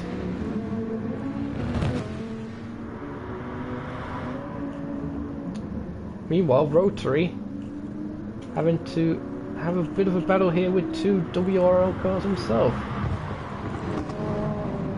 Dwarf running a bit wide. Oh! And I think is that the second time that we've seen them make that mistake? Whenever I see them go on the camera towards Dwarf as he's through Arnage, he just seems to oversteer on exit. And that's allowed Rotary to go past, and Rotary looking to make the move around what will be the outside into the Porsche cars. It'll be difficult. He's still side by side, and somehow he's managed to tough it out. I think Brett may have had to lift off a bit to give him space. Very aggressive move by Rotary, but as far as I can say, with, you know, him being, you know, potential accusations of bias, I'll put it that way, it looked clean to me. As aggressive as it was, seemed to work out quite well. And now it's Srich. That is the best placed non-NES or WRL car. 6 for racing. Good looking livery there again with that sort of candy red metallic kind of look. Rislan and Bailey were near each other on track, so there may have been contact. Okay, thanks for that, Amuda.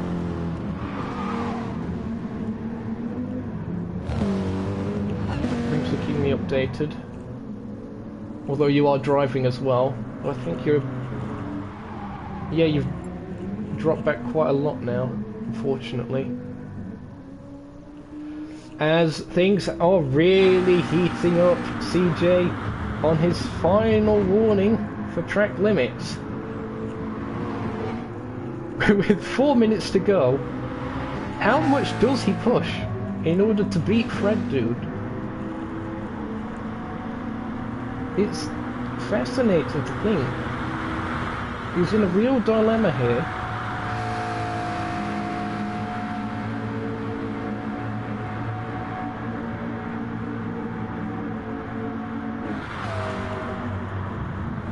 They continue to work together. Damon 2.6 seconds back.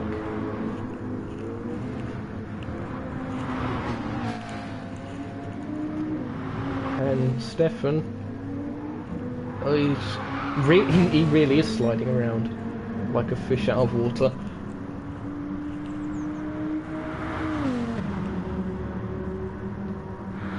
He's not really going to be of much use to Damon in his battle to catch the guys ahead. But he may have saved his tyres a bit by comparison. Not really, I think they're a little bit worse off. Such a good first half for the race for Stefan. In fairness, he's still there in a solid position, 4th at the moment, but he'd probably been hoping for a little bit better. As, oh, we've had a bit of an off. A bit of a coming together between WRL teammates, it seems. Whack and Dwarf. Let's see what happened here then. Is my keyboard not working? What? Come on! Apologies, apparently my keyboard just wasn't working for whatever that was. I'm pressing the... Oh, bother. I'm gonna have to unplug the keyboard and plug it back in.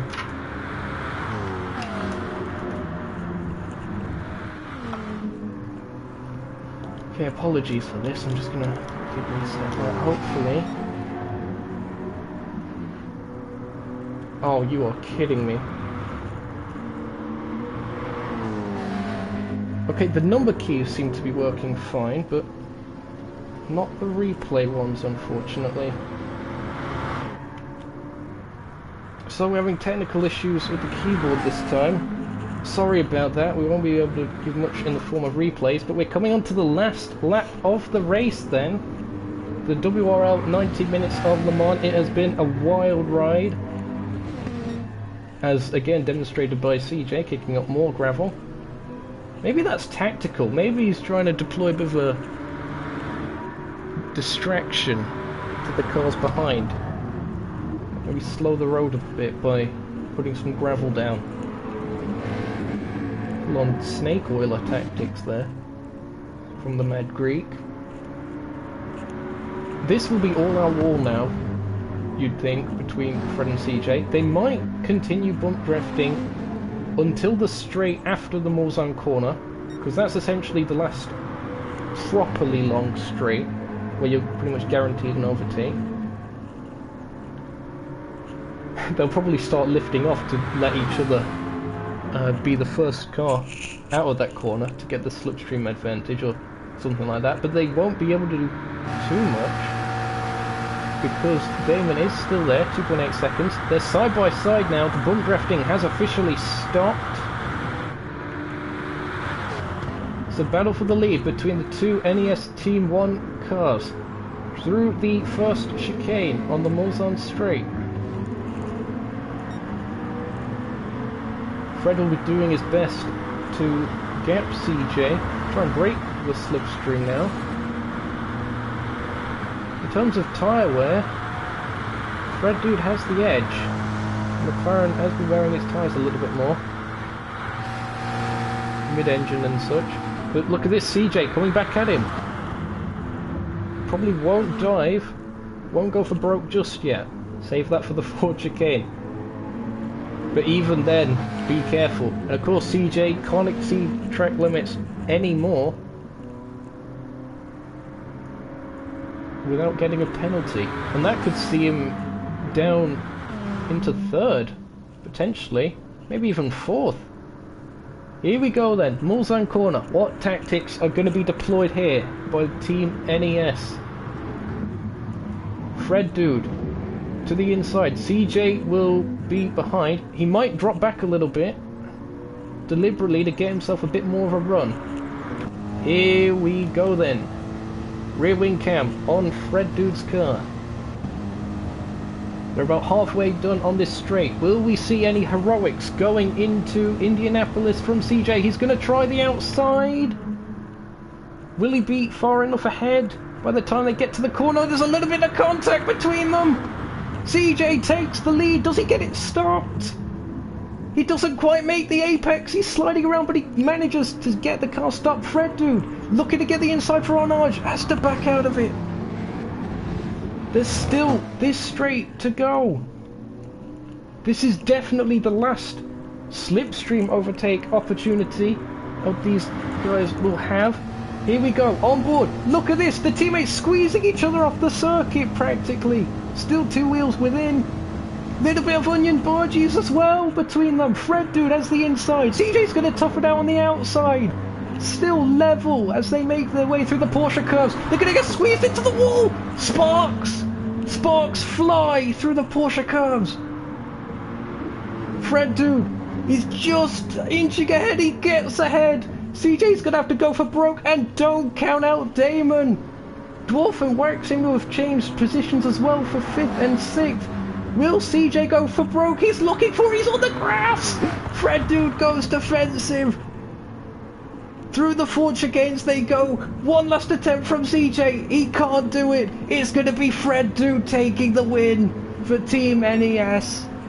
Congratulations to Fred Dude. One absolutely awesome climax to an absolutely awesome race. And Team NES 1 and 2 in the end. Damon, look at that, 3 cars within a second after 90 minutes of the race.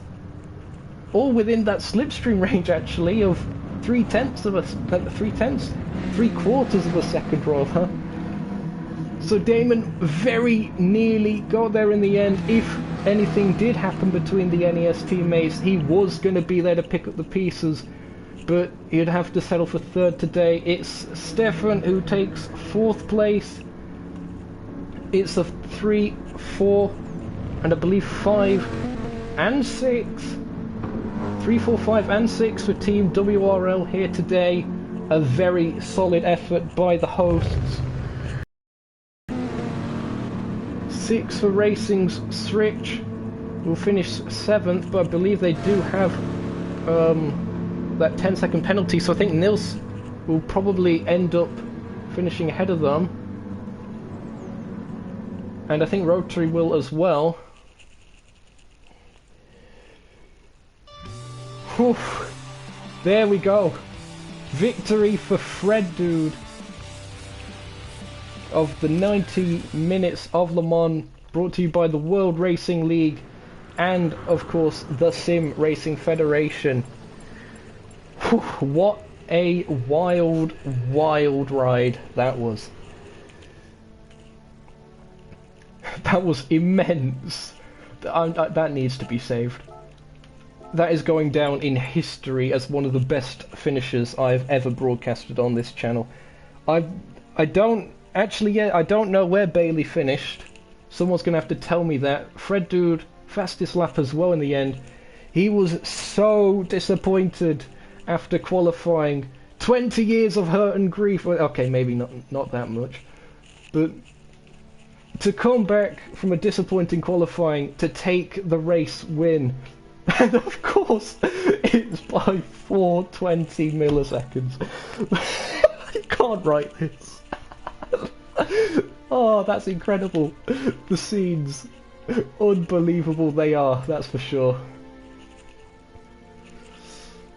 Oh, wow. Here are the results as they were on track then. Fred Dude takes the win from CJ, Damon in 3rd, Stefan 4th, Dwarf 5th, Wax 6th. Switch did have the penalty. They'll be down a few places, but they crossed the line in 7th. Nils in 8th.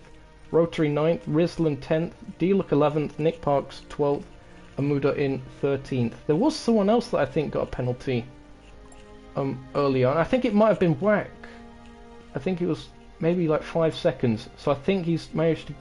Oh, it was switched behind him anyway. So I think Whack will keep 6th place. I could be mistaken. Oh, wow. That was incredible. Well, we hope you've enjoyed that. I certainly did.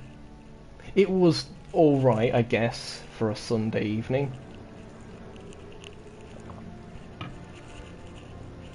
We might see if we can get some interviews. So... I'm gonna just turn my notifications back on. Stay with us.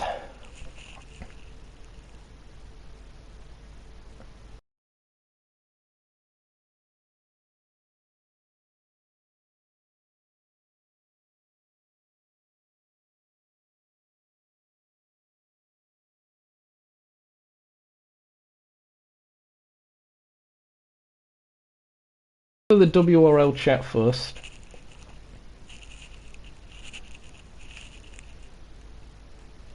We'll see how this goes.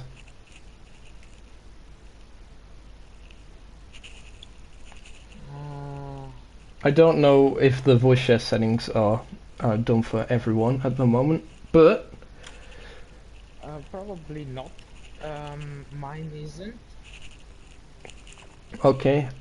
Everyone, if you want to be a part of the stream anyway, you can turn on your voice share settings. Yeah, we planned some interviews, guys. So, whoever is in this party, if you want to turn your microphone sharing setting on, you can answer some questions to the stream. It was certainly a fantastic race, and what a finish as well.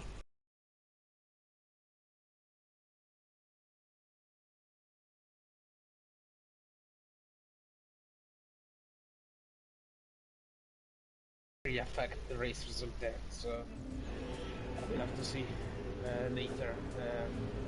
Because on the stream there, I saw everything happening live, but on my part, it was really net good that, but I need to see for sure to have it clear, obviously. So if you want to add see John and Fred to the chat so that they can answer the questions. Yeah, sure, I can do that. Okay. So again, all results are provisional at the moment, guys. But at least on the road, there were your results. I'm gonna send the invites out. Yeah. Hold on. Stay with us. Yes. I'm speaking to the viewers, of course. Let's see. These guys. Who else do I know that was around? Nils was here. I can only invite people that I have on my friend list. Rislin.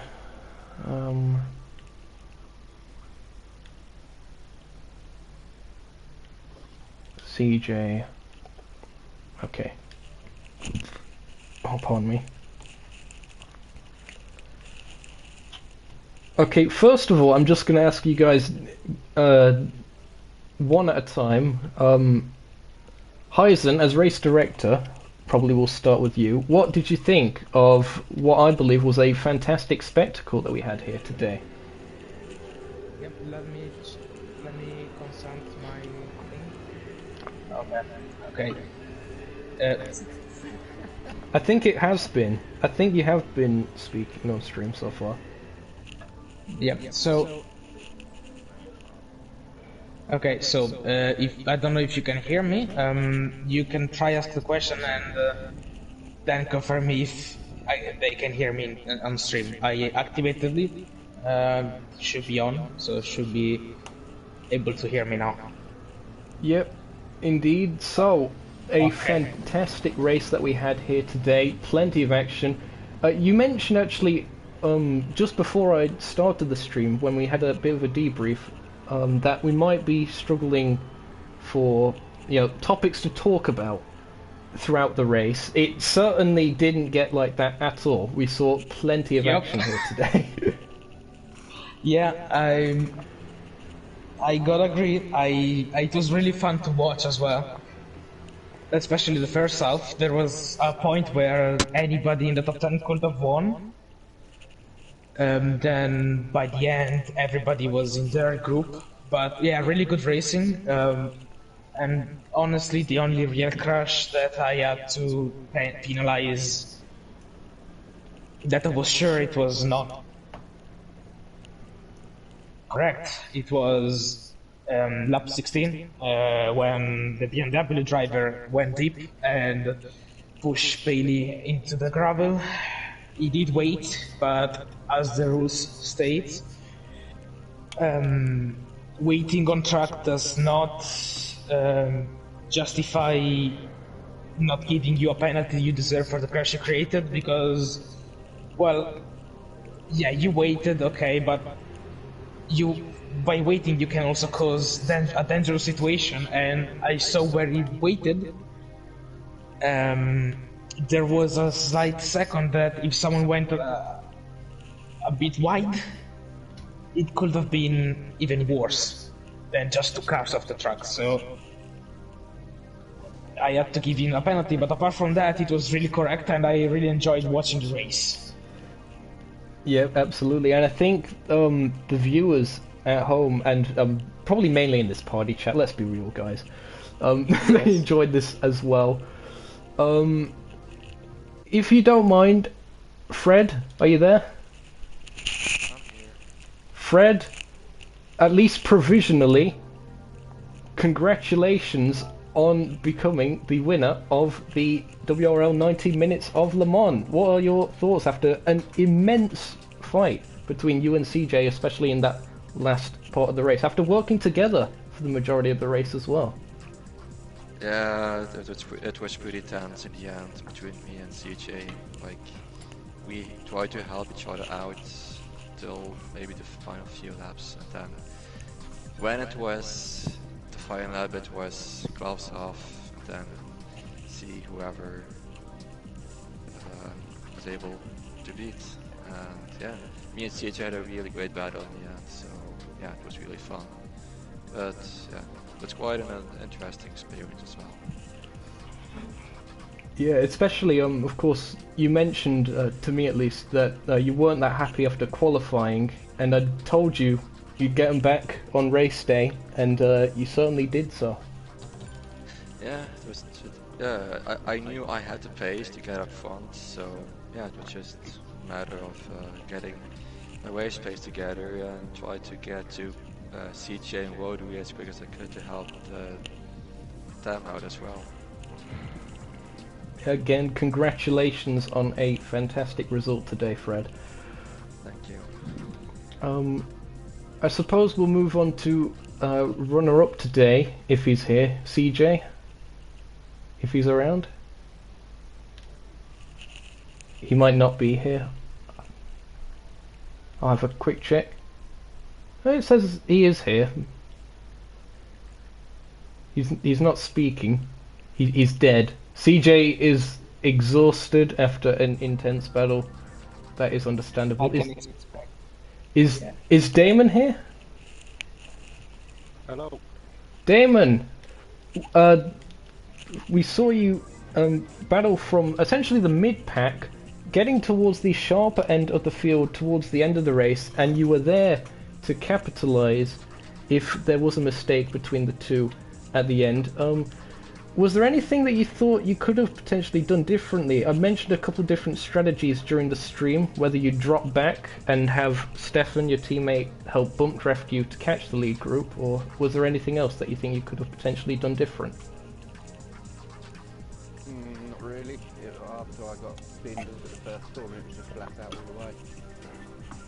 Got a bit of help from the teammate all the way through, which was handy. Good boys. Yeah, I'm just checking the audio. It's a little bit quiet. Okay, well, congratulations nevertheless on a very good recovery drive there, Damon. And Well done. No doubt you'll be one to watch in the future for any of these kind of events. Zokeo event. Yes, I know CJ. yeah. Hi. Yes, I know. Wait, CJ, have you got the stream on in the background? I hear the echoing. This peasant. No, I don't. Yeah, okay. I don't have it on. I have it on mute. Okay, sure thing. Well, I hear it on someone's mic anyway. Anyway, CJ, an intense battle, especially at the end. Good tactics between you and Fred to bump draft each other. You unfortunately didn't come out on top on this occasion, but what was your particular highlights from the race? Nothing really as a highlight. I remember just an instant that I rear-ended Rotary at some point when we were leading, and Fred was behind. I got caught out for some reason, and that's when we dropped from first to like 4th or 5th. This pretty much changed the whole race as I try to push more than I was before. I try to keep the battle with Fred until the last lap. I was pushing him so we could escape from the rest. As I was like the 2 seconds behind, I was afraid that they could catch us up. And eventually they did. I think Damon finished like 3/10 behind me on the end. Yes, it was 3/10. I tried to go. I was very aggressive at Indianapolis, but I don't think that was enough. McLaren just didn't have enough straight line speed. Nevertheless, it definitely didn't stop you trying going into the Ford chicanes. It was a fantastic battle to watch, and I'm sure the audience here on Nukeshot Media are very grateful that we have drivers like yourself on the channel as often as we do, with the kind of exciting racing that we see. I surely enjoyed it. So yeah. Indeed. If I can ask a question to John. Go ahead. Okay. How much did you hate me for giving you, well, almost a penalty for track extending? I get that. Dude, I remember like half of these instances that didn't even go off the track. Like I remember. You said this all the time. I don't even. To be honest with you, the turn 2 instance I don't remember, but on when he gave the warnings on the Tetra Rouge corner, I remember I did barely go off. Barely probably still counts. I was expecting the stewards to be like much harsher to everyone, which is quite surprising. I was just left with 3 warnings at the end. Yeah, on my point of view, I was using basically this criteria. If you go off the track and you gain more than half a tenth on the cars around you, then it's a warning. If you go off the track and you basically don't gain anything, I'll let it slide. That's why on certain occasions we went with all 4 wheels beyond the white line and gained half a tenth. So I had to give you the warning.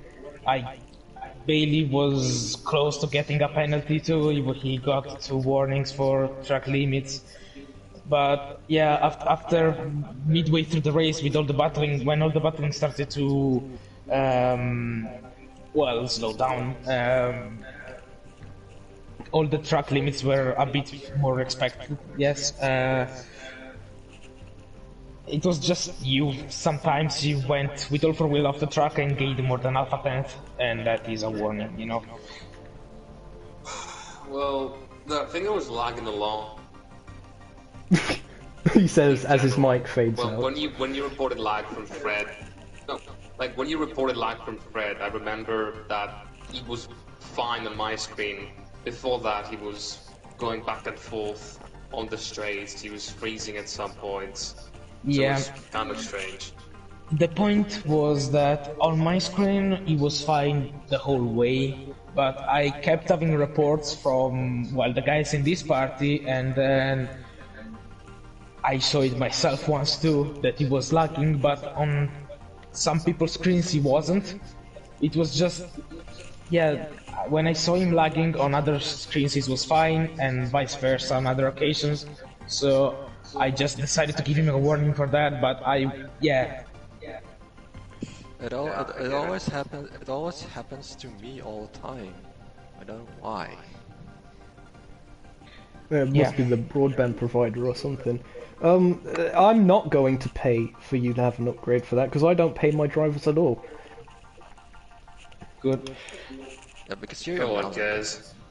Oh dear. I suppose we'll move on to next. Is Stefan here? Steven? Is it Stephen? He should be here. He's not in the party chat from what I can see. Okay, yeah, he probably went off then. Yeah, okay. Is Dwarf around?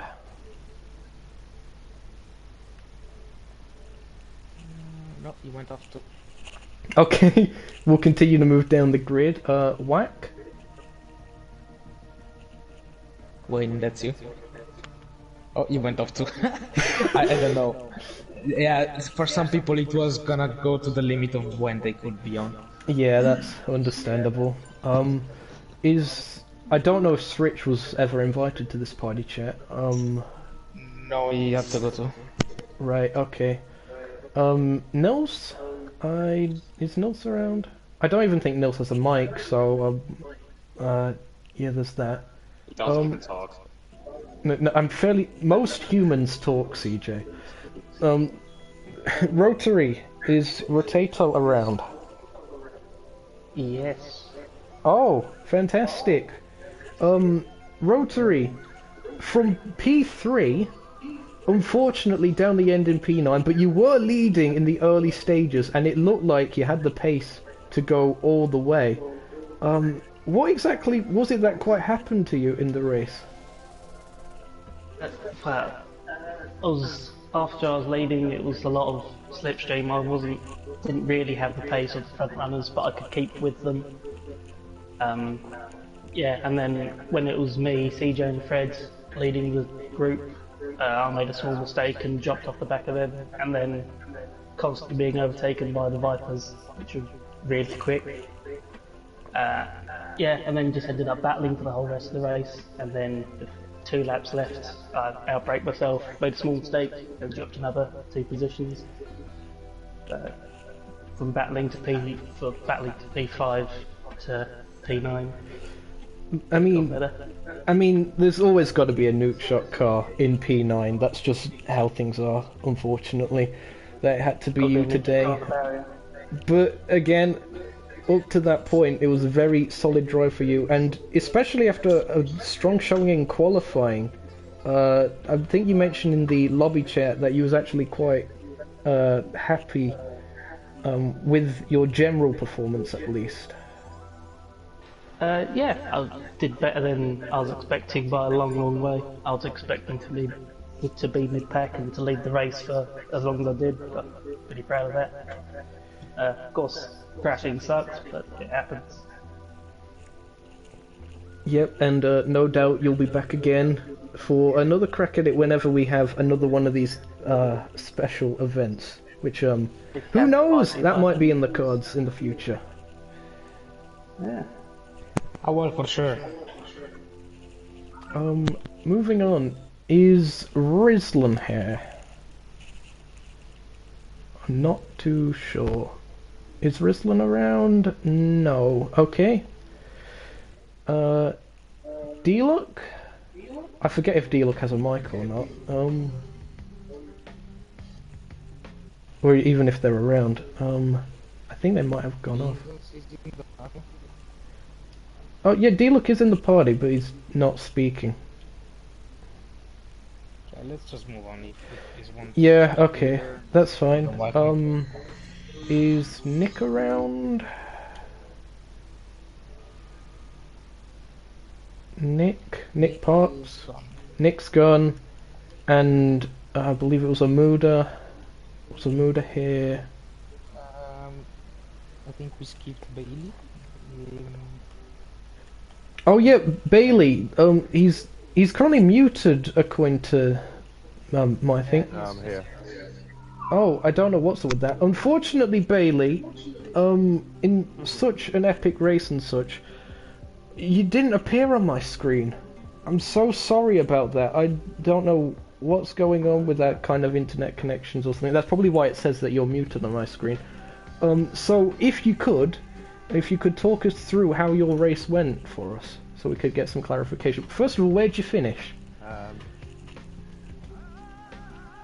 finished 10th. I started 10th, I made my way up through, got to 5th with a train, bit of bump drafting, and a guy came up the inside in the beamer and unfortunately knocked me into the gravel. So that put me back to P10 or 11, lost about 15 seconds.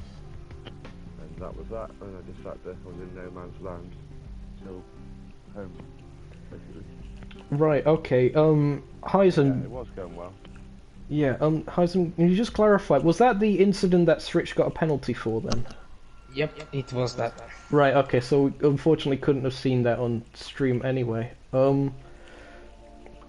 the P10 in the end, after starting P10, I mean, again, it sounds, on paper, a bit of an uneventful race, but you say that you made your way up the order. How high up do you think that you could have challenged, potentially, today, if it wasn't for the unfortunate incident? Well, my quali lap was very conservative, so I was hoping for it to be top 5 in quali, so I was hoping to stay with the leaders for all of it, but starting P10, I was hoping to get to the podium, but we tried our best. Yeah, unfortunately wasn't to be today. More I could do. Yeah. But of course, you'll be back probably for whenever we do the next one of these, right? Yeah, I'll do that one, yeah. Oh, fantastic. I think this event has been a fantastic success. Heisen, now that we've gone through pretty much the whole grid, your final thoughts on today, if possible.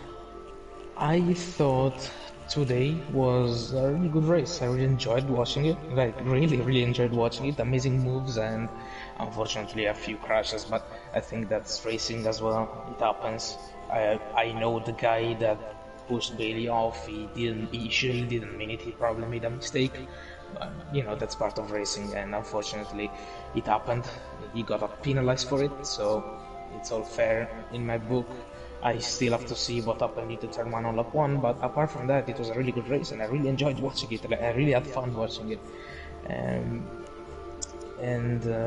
Yeah, being in a party here, I was listening to everybody trying to work together for my team, and I was really, I don't know if proud is the right word for it, but I was really happy of their work, honestly. And the one I was most surprised of was Worthy, who joined with basically no practice. I managed to get him today to replace Brisbane due to work issues, so he did really good, and I'm impressed with what he did. And honestly, if I'm able to organize another events with the whole of Sim Racing Federation again, it will be awesome. Maybe with even more people, maybe just crashing the 6 teams maximum rule for each community, and just leave it free and have a pre-quali again, and only the top 14 go through, so that more people can be involved in it. But yeah, I'm totally up for another event, and hopefully it will come soon enough. Indeed, and if they're gonna be like this all the time, I'm definitely down to keep commentating them. It was absolutely fantastic today. I'm gonna conclude the stream now then, guys. I hope you've all enjoyed what has been a fantastic evening of racing here at Circuit de la Sarthe. I have been Nukeshot Zokeo. These have been the races of the WRL 90 Minutes of Le Mans, brought to you by the Sim Racing Federation. We will hopefully see you sometime in the future for either another one of these or some other potential events being broadcasted on the channel in the future. Cough cough. Season 6, cough cough. We'll see about that. But again, from all of us here, it's goodbye.